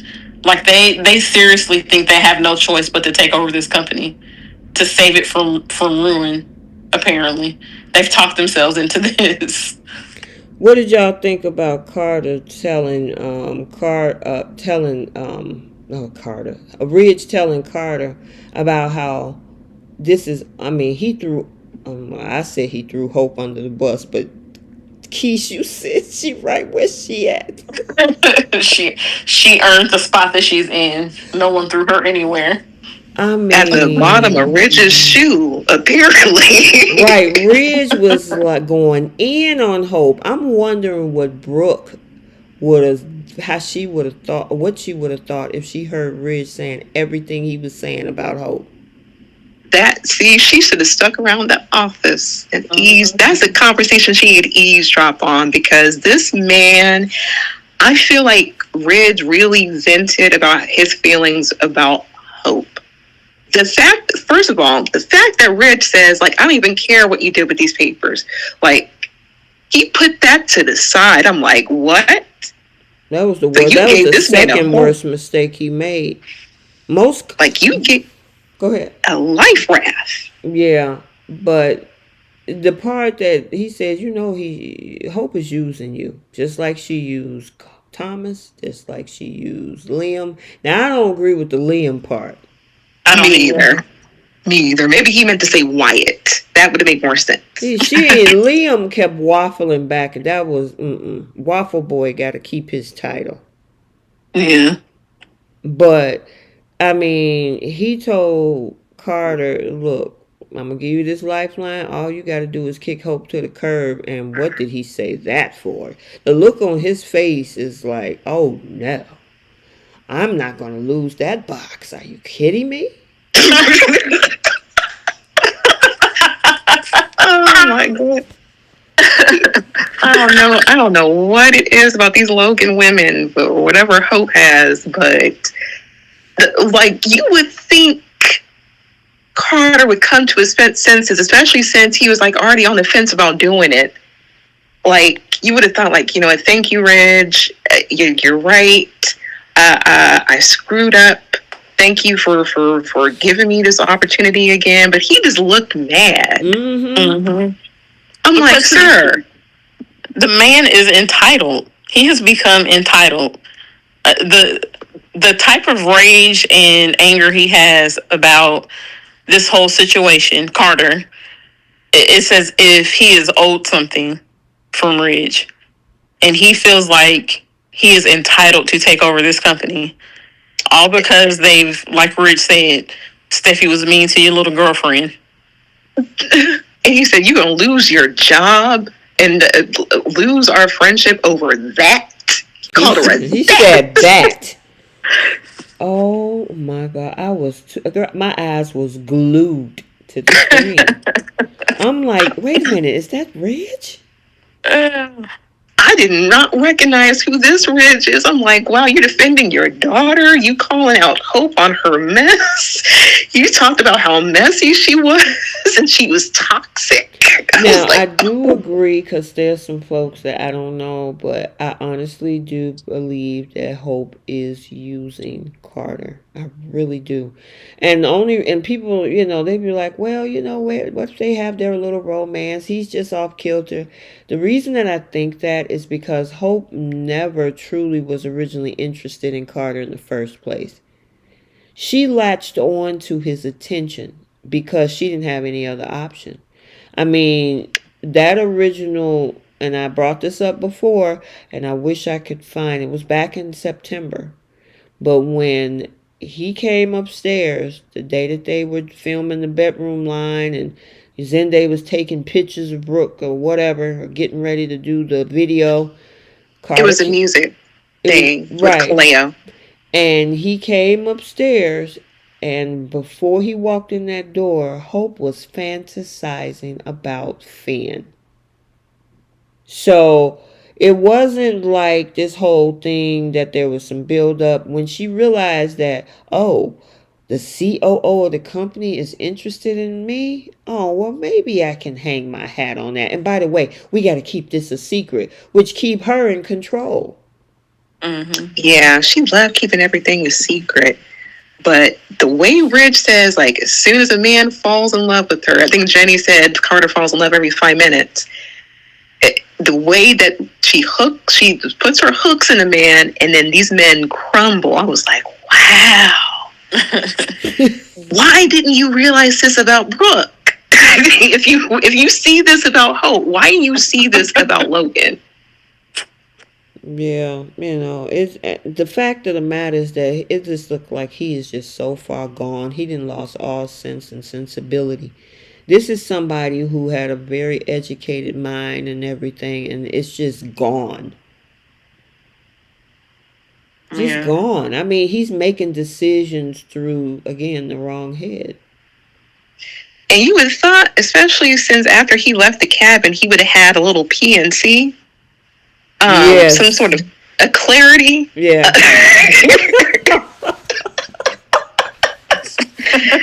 It would have helped, his decision making, but I guess not.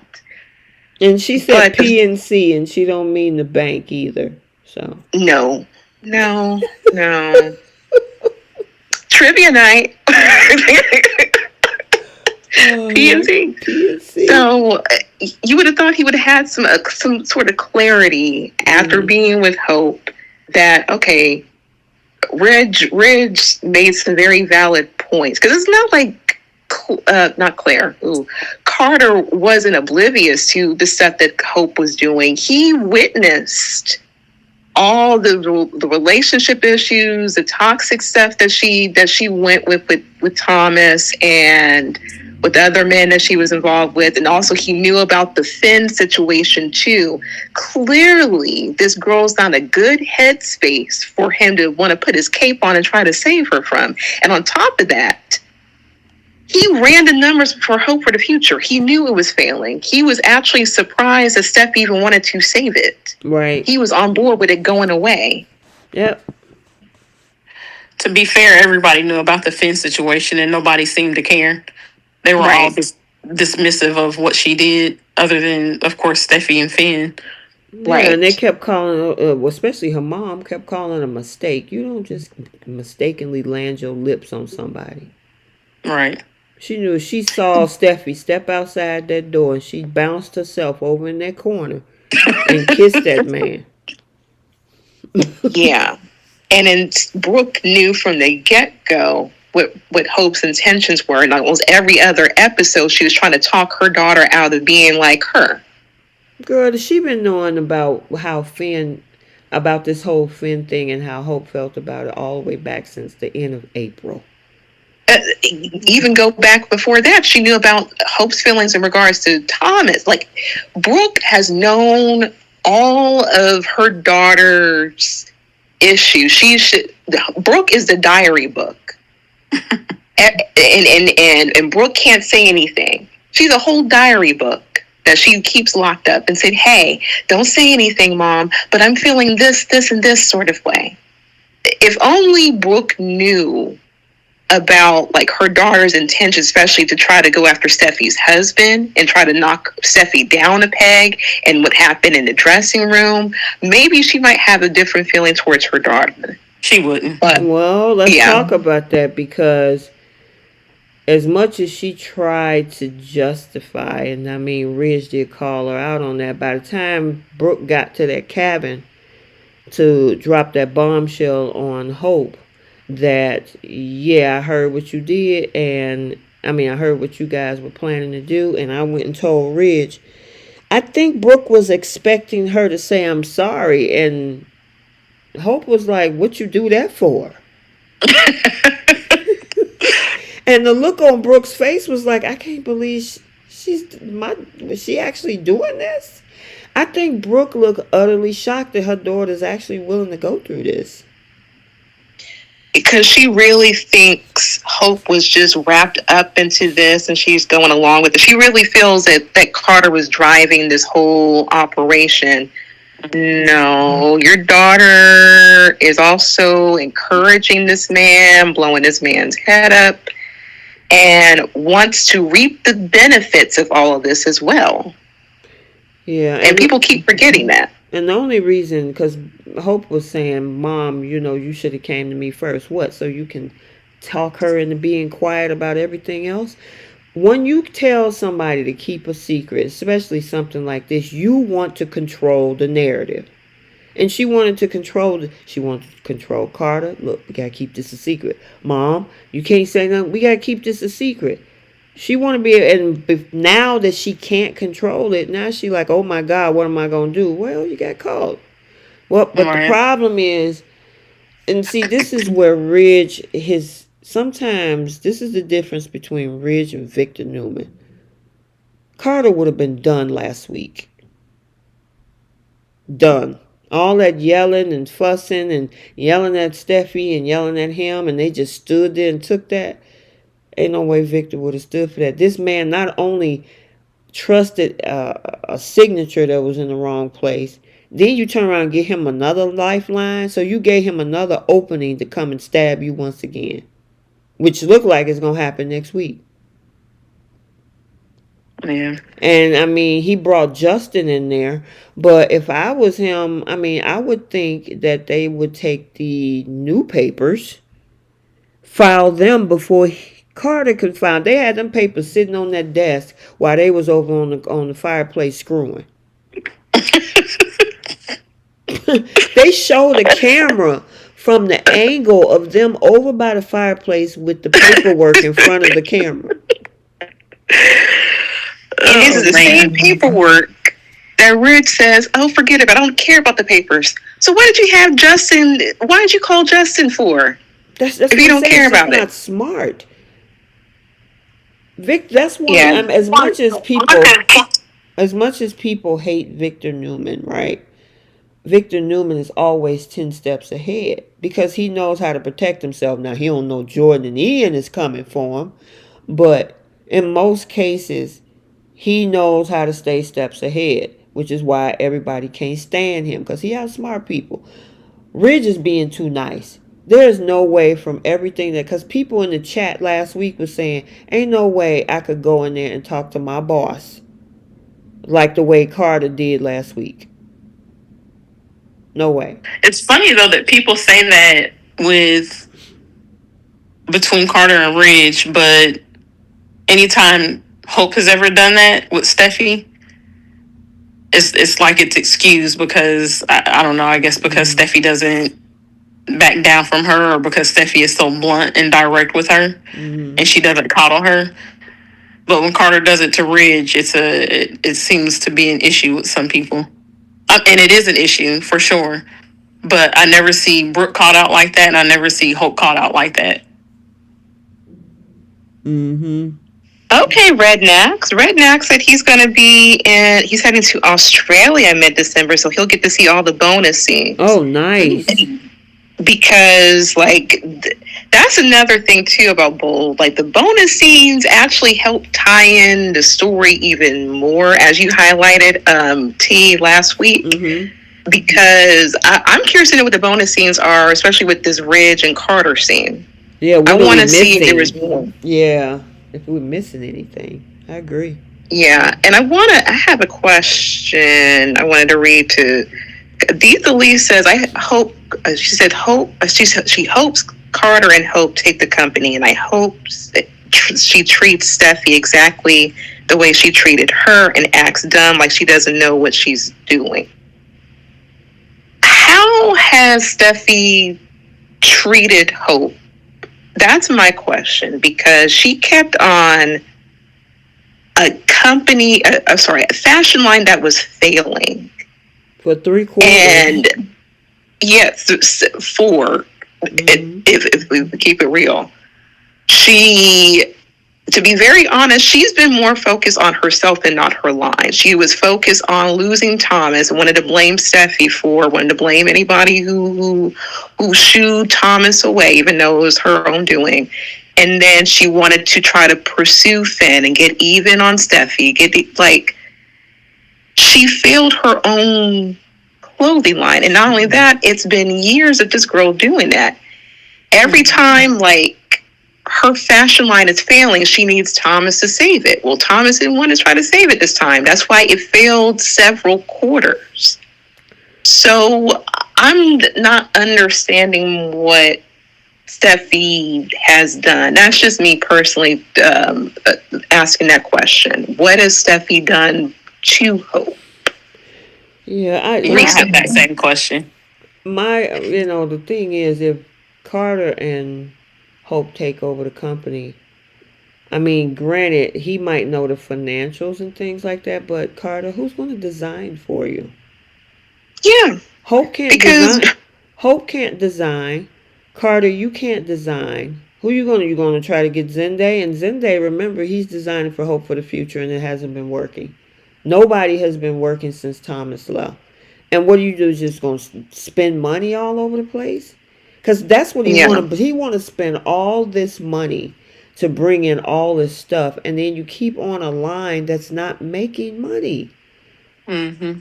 I don't get why. I mean, it would be obviously fun TV, but in the literal sense of making sense, it doesn't.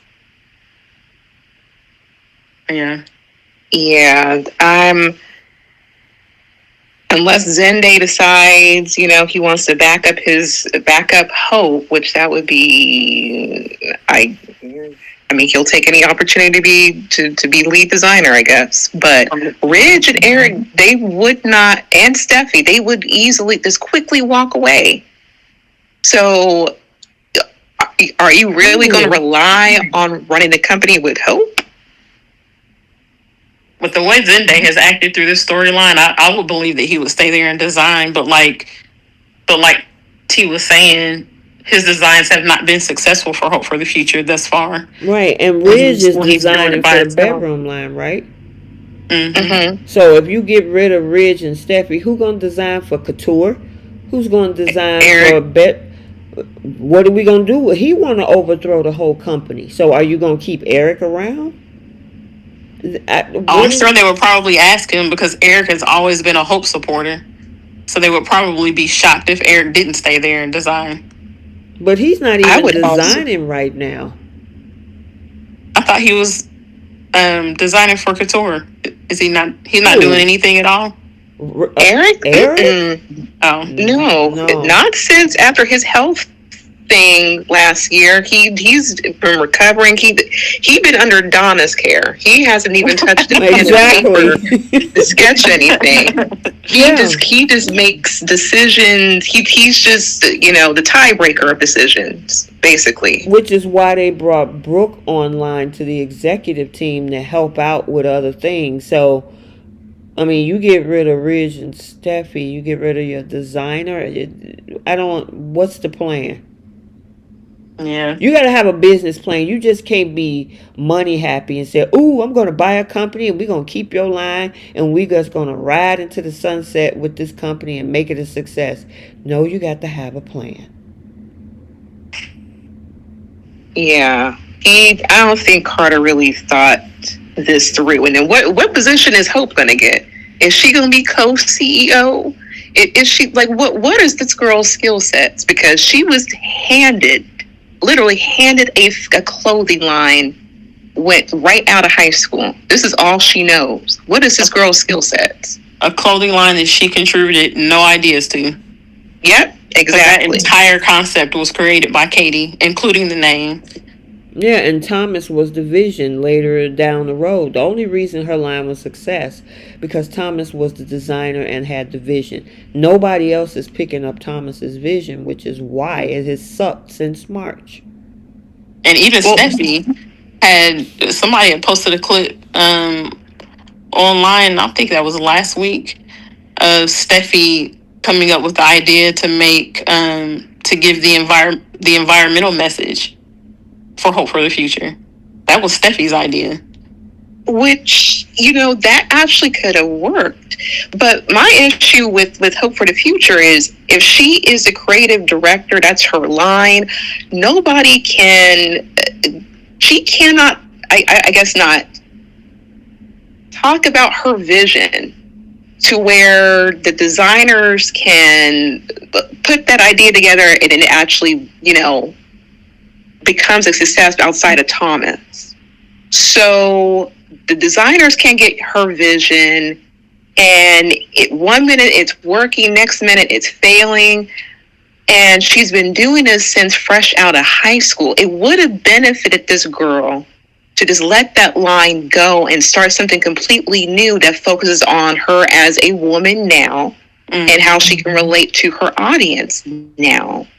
But she wants to hang on to a failing line, and the message doesn't even match to what her life is today. Because the original message was virtue and having her right to, save herself for marriage. And this girl is loose as a goose now with 2 kids, one of which she doesn't even check up on.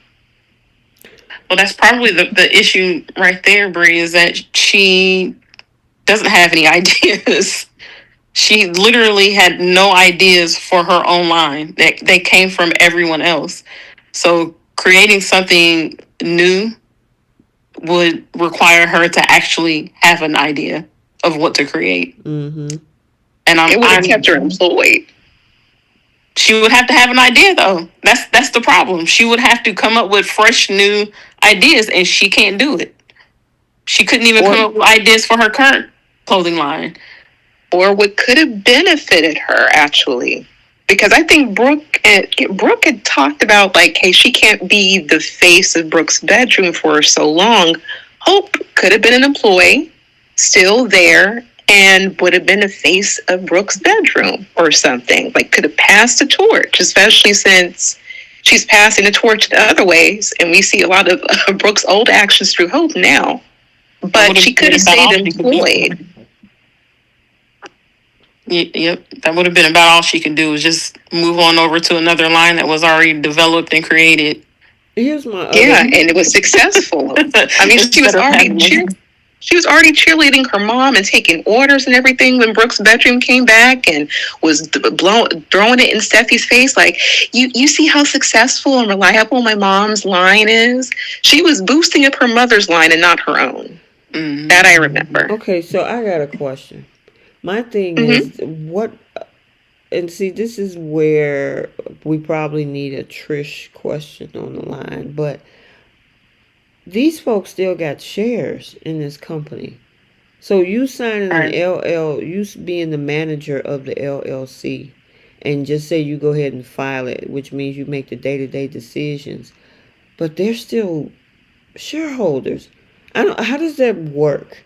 Do they still have some sort of a say, especially when you are a majority shareholder? That's the part I don't understand either, because they're owners. So how much can Carter really run that company? Mm-hmm. I don't know. That's the part that don't make sense. And a lot of people across social media are asking who got what percentage, and all these different things, because as we all know, whoever got the majority of the shares pretty much is the primary owner, which at this point is Steffi and Eric. Mm-hmm. So with him signing the LLC, did you sign over the shares too? Yeah, they got to give us some answers on that one. I'm sorry, I need some clarity. Me too. There's 2 things I want to address here in the comments. Bridget Jackson said, she asked me, if the storyline didn't have Carter involved and this was Thomas and Hope, would y'all feel the same way? Absolutely. Yeah. It would actually, Brooke would have definitely threw Thomas under the bus without question. She wouldn't even mention her daughter at all. It ain't got nothing to do with Carter. It's got to do with what actually is happening on this whole trajectory of the storyline and how it's being played out. And even if this was Wyatt Liam, Thomas, anybody else, you don't want to work there, you don't like what they're doing, you don't feel you have a say, you want to have all these bright ideas, then go somewhere else. You can't just take over a company and then say, I'm gonna use y'all money to get my ideas implemented and keep this line going just because I like sleeping with the person. And it actually would have made more sense if it was Thomas, because that's his family company. Yep. Whereas Carter doesn't have a legacy or stake in that company at all. That's exactly what I was gonna say. It would at least make sense for Thomas to try it. Well, first of all, And then please hold on a second. No, we're not lying. We don't have a reason to on a storyline. We're speaking exactly what we feel when it comes to talking about the dialogue on this show. yeah, Lying about what? So, about the fact that if it was Thomas, it would be a different story. No, especially since that man got shares in the company. yeah, it would make perfect sense, especially since like they could have wrote it to where he was jealous of the fact that Steffi has majority shares and he's the elder brother. He's made the line successful there just as much as Reg has. And like there could have been a lot of different things they could have done with if Thomas were to do it instead of Carter. But once again, Thomas is a forester. That makes perfect sense. That is his family company, as his family legacy. So I can see him doing a coup to try to get control of his family's company. Whereas Carter does not have a dog in this fight. He's not a family member. He's not even, like, Hope is not even Forrester adjacent. Right. Brooke is more closer to the Forrester family in a way than Hope is. So he's going to these great lengths because he doesn't have a dog in this fight. It's different. Like, I feel like that's apples and oranges that we're comparing to with Thomas and Carter. Because one has a family stake, whereas the other one, he needs to find a legacy of his own. And there was doing something it because they wouldn't accept his idea. That's asinine to me. Yeah, and I mean, Eric told him straight up. He was the first one that said, "No, I'm not doing it. I'm not putting my company in debt. In the 40 years that we've had this company, I have not had any." And then he goes behind Eric's back and try to force it on to Ridge. After he was already told by the founder, no. Yeah. I fully agree with that. And Aditha, you stated that Brooke didn't have any experience, but she had Connor Davis. And I do remember, I'm watching the old seasons now. But keep in mind, Brooke contributed something. She contributed to the belief formula. And before that, this girl was college educated. She was a whole chemist. Hope got her fashion line straight out of high school, and this was because Katie wanted to be spiteful towards Steffi. Simple as that. She wanted to be spiteful and hand her Hope for. She created the whole concept. I remember that episode because Hope had no idea what to do. She was just excited to be a part of Forrester because she originally came on as an intern for a day, and then Katie was like, "Well, we need to do a whole youth line or whole youth whatever." Came with the whole concept for Hope for the Future. She named it Hope for the Future. Yep. And then Hope has just been running that line. But it was never a concept of that girl's own. So I would like to know what that girl's skill set is. Like, she could have started something fresh and new. Just been honest about the whole Carter thing. And if they decide to let Hope for the Future go, okay, fine. Could have kept her employment and started a fresh line or something. It didn't have to go to where she has to do like a whole coup with Carter. That's my thing. Yeah, it was a crazy. I mean, we got down to the end of the sweeps month, and because at the beginning we was like, "What are they doing?" And then it got kind of good toward the end. I think this is the last week of sweeps. So they definitely ended it, which obviously is going to carry us into the week of December 2nd. Did y'all see that promo where Bill shows up to see Luna? Do it. Like, it took you long enough. I wonder what Like, that's going to be about. Yeah, I'm curious to see what he's going to say to her, considering he's been burning all her letters. Well, he burned one and he balled up another. Oh, I thought he burned two of them. No, he balled it. He was about to, but then he balled it up and he threw it. I remember that. So I was like, oh, okay, she's getting to you, sir. I'm like, okay. So I wonder what they're going to do with that. And then that other promo where we see Hope telling her mom that they already went and filed the papers. I'm wondering what Brooke's reaction is going to be now. If just say Carter does take over, which it looks like that's the way that it's going, right? Is he going to actually give Brooke a position after what she's done by telling Ridge everything? And would she go along with it? She did when Bill and Katie took over. Something tells me she's going to take a position. Yeah, I wouldn't be surprised. For some legitimacy. I think she'll probably take over Ridge or Steffy. Well, they're both CEOs. She'll take over that CEO position. She'll probably since. Oh, sorry. No, I'm sorry. Especially since he's managing the LLC, wouldn't he have the power to demote certain people from positions? I'm still confused on exactly what he has control over. Yeah, because they got him as owning the LLC, which control the day-to-day operations. Because I've looked that up to see what that actually meant. And he get to make the decisions about how the company is ran. So technically, if he chooses to say, hey, you run this over here, you run this over here, and your services are no longer needed, I'm assuming by him owning and managing the LLC, he has that power to do so. Which still doesn't jive with me, because what happened to the shares? So by him doing that, did he end up with all of the shares? Do they still have them?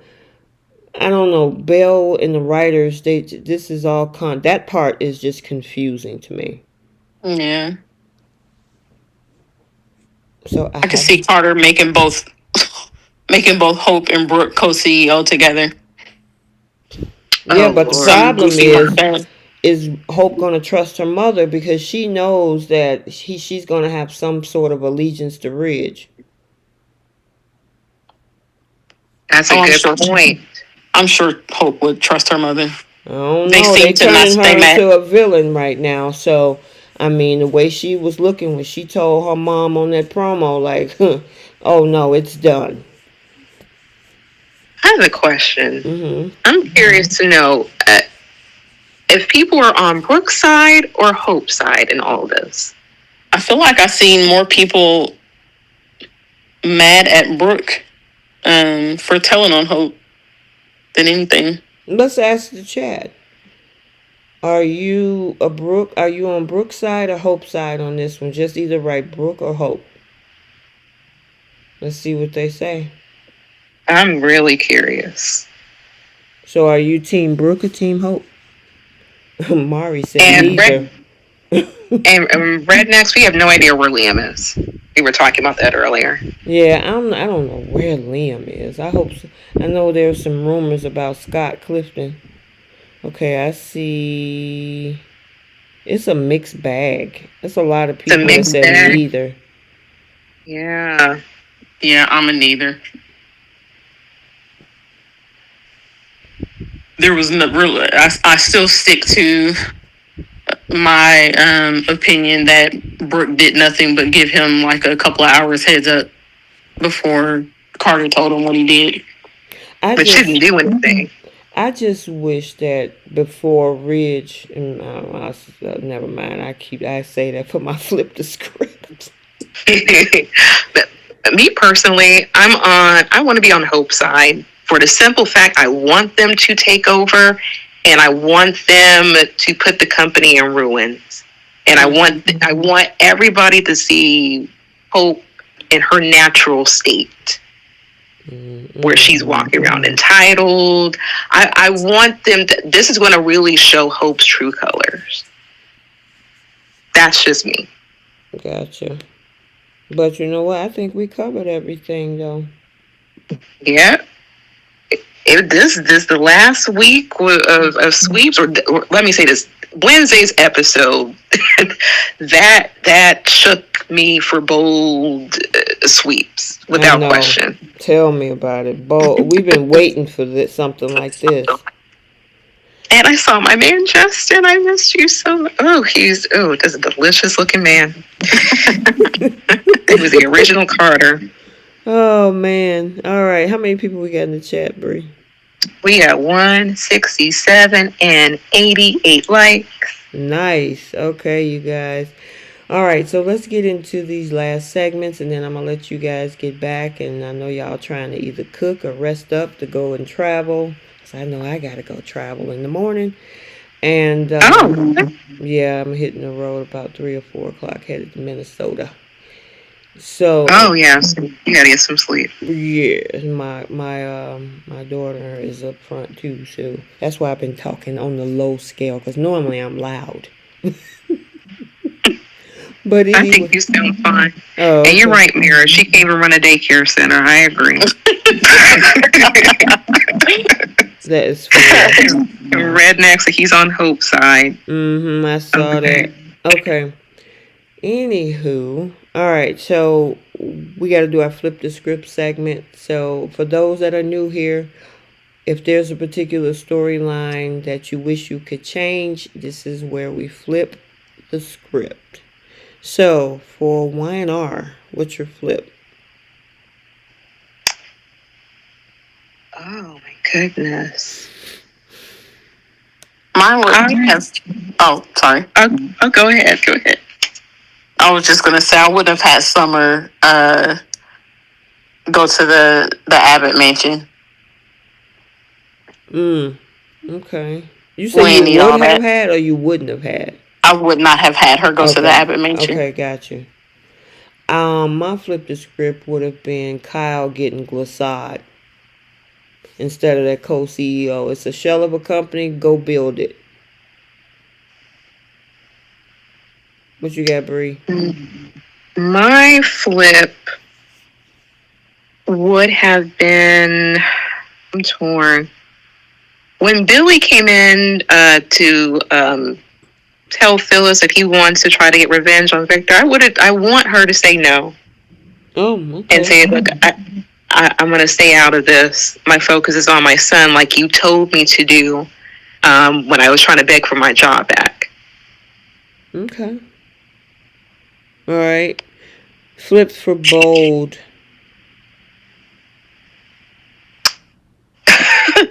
Brooke eavesdrop on that conversation with Ridge and Carter. Yeah. That is also my flip. I was not even eavesdrop. I wanted Brooke to be in the room and him saying it, knowing that she's there. Yeah, because, I mean, he went in on Hope. He did. Ooh, that was shocking. I wasn't expecting that. Now, my flip would have been, I wouldn't even been going through this whole exercise with Carter. I would have got a hold of them papers, re-sign them, get Steffy in that office. Look, make a copy.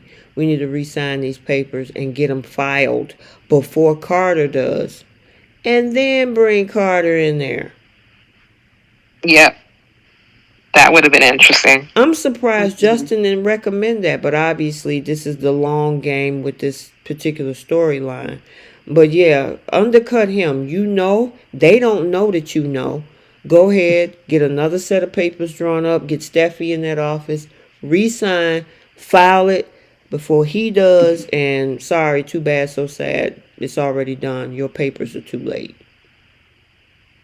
And then give him the 3rd degree and fire him. Because all of this stuff, Ridge is tolerating way too much. I don't care how friendly he is. Yeah, he needs some lessons from Victor. I know, right? Or some lessons or some lessons from Steffy. That Steffy a little bit more like Victor. Because here's the thing. Let's just use what you said earlier about Thomas. If that was Thomas, Ridge would have fired Thomas for this immediately. Yeah, he definitely would have. His own. Because, they fired him last time for the apple cutter thing or the CPS call. Yeah. Yep. My question is, let's say Carter would have agreed and broken things off with Hope. Now what? You allow him to stay there. What is the relationship like with Brooke and Ridge now that he clearly hates Hope, and he probably wouldn't allow her to come back to that company even if Brooke continued to beg him? Because before he was kind of like wavering on it, wondering if it was a misunderstanding in the dressing room or in the design office. But now knowing what he knows, that she, was encouraging this whole takeover, will his feelings be different towards her, or in a couple of weeks would it just be like water under the bridge because they didn't go through with it? Right. Well, either which way, Taylor's just waiting in the wings.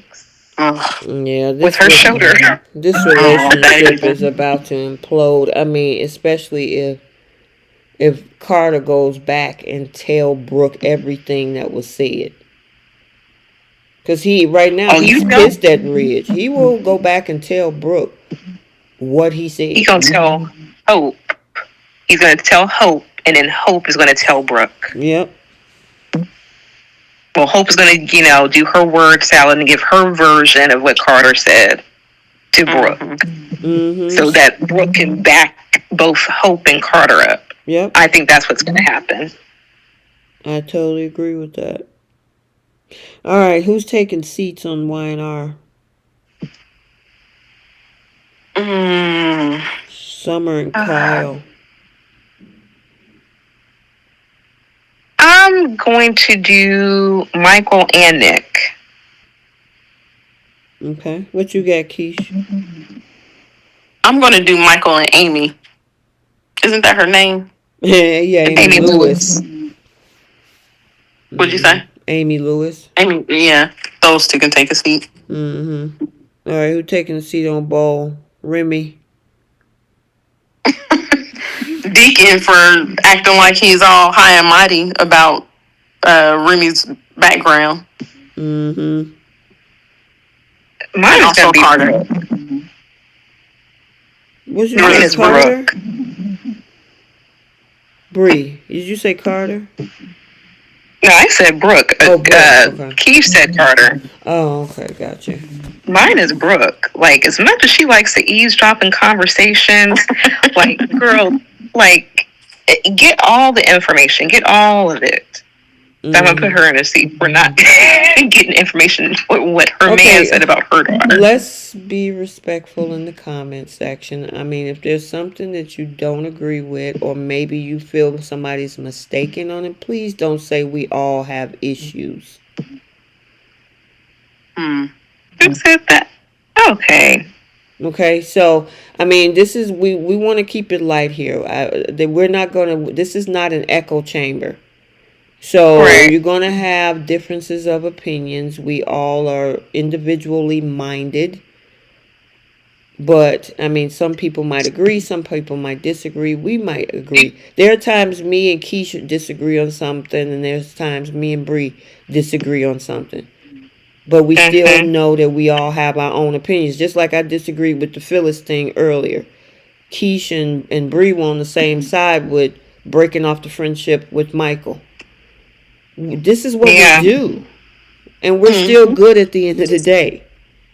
Okay, you guys? Yeah, it's a fictional show. And we're all entitled to our opinions, but we also try to keep it respectful. Right. Yeah, be safe, rednecks. Have a good time. He's out traveling. Thank you. Thank you. Happy Thanksgiving. All right, moving on. Star of the week, Young and the Restless. Ooh. I'm going to give that to Jason Thompson this week. The way he cussed out his mom, or he got his mom together. Like I loved every bit of that scene. Every time I see Jill on that screen and she says sometimes I be wanting like, why can't you just cut the computer off? Why can't you hit the power button? And yeah, I'm gonna give it to him. Like that was great, and also Michelle at the for Monday's episode. I gotta give it to Michelle. That girl is hilarious. The looks, the facial reactions, even though she had all those bruises. And I seen some behind the scenes clip because Michelle is using her phone to film. She filmed in the fire scene, that when she was in the car. She did some behind the scenes clips when she did the hospital scene. The girl is hilarious. Mm-hmm. And she's really on her "I told you so" train. I know, right? We said no time. Wake up from a coma. I told you so. What you got, Keish? I was gonna say Michelle as well. Yeah. That girl is a natural born comedian. She is so funny. Star of the week on Bold, I gotta give it to Torsten. Yes, I do too. Like, this is a completely different Ridge. We haven't seen this one. I hope we get to see more of him. And I hope Steffy does too. Mm-hmm. But phenomenal acting. And Aaron Spears.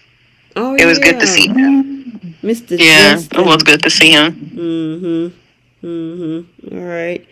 Pickle of the week. Young and the Restless. Kyle being a brat. Yeah, tell me about it. Ugh. I agree. What you got, Bree? Nick? Nick, like, stay out the people's business. Focus on what you got going on, please. Mm-hmm. All right, pickle of the week, Bold.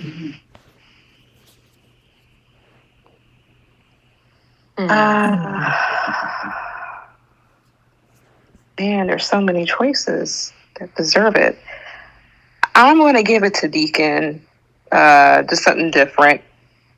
Like, you're talking about criminal background. Look at your wife, okay? I know, right? Go ahead. I'm gonna give it to the way that they introduced this deep fake storyline. I don't like it. I don't like that it was something that already happened instead of them having it be something that is going to happen. Yeah, I agree with you on that one. I know what they're trying to do, probably, like I said, bring awareness to this whole thing, but yeah, I agree with you on that one, Keish. Mm-hmm. Bree, you got yours in? Yeah, I said Deacon. Okay, all right, got you. I was up here trying to manage these comments. All right, and then we have who is winning the Simp Olympics on Young and the Restless or Bold? Carter's still winning this one. Mm-hmm. I was having a hard time between Nick and Carter, to be honest. Carter is going above and beyond. Mm-hmm. I agree with you on that one. I mean, man, when that man said you got to pick one, either your job, your future, your career, or hope, he was like, "Oh no, you want me to get that up?" Man. What you say, Bree? He just looked mad. I'm like, this man, the owner of the company is giving you a life raft. Right. Mm-hmm. And he's like, I know it's not you. I know it's not you. This girl is toxic. Drop her and keep your job. And you just look mad. You just pouting. Excuse me? I know, this wouldn't right? be Victor. I know, I right? mean, Michael's still begging for his job back. And he helped Victor. Mm-hmm. So, all right. Well, we had a great Wednesday. It was a great way to end the sweeps month. I think Young and the Restless started out strong, but then it kind of, we got a lot of storylines going on. We're still trying to figure out what Ian and Deacon is going to do next. And yeah, Bold just knocked it out the park today. So The whole sweeps. yeah, it did. Got down to this episode. So now we gotta wait 1, 2, 3, 4 days, almost 5, before seeing what happens next week. The spoilers should be out Friday, Saturday. So yeah, we gotta see what's going on. All right, you guys, we're going to end it there. Make sure you hit that like button on the way out. Make sure you subscribe to the channel. And Bree, Keish, y'all got anything else before we close it? Everybody have a happy Thanksgiving. Yes, don't eat too much. And then shopping this weekend, if you're into shopping on Friday or Cyber Monday, whatever you got going on. Have a good did one. all the shopping because my son's birthday's on Monday. Because he's like a Thanksgiving baby, but he got all of his birthday presents out the way. But please, we're thankful for you all hanging out with us on Wednesday. Enjoy time with your family. Be safe. You too, T, on the road. Yeah, well, I got help driving, so. Okay, good. Yeah, I appreciate it, though. Yeah, everyone be safe. We appreciate all of you. Yes, absolutely. So, until next time, you'll probably get the spoiler videos this weekend. We will see you later. Bye, guys. Bye. Bye, Soapies.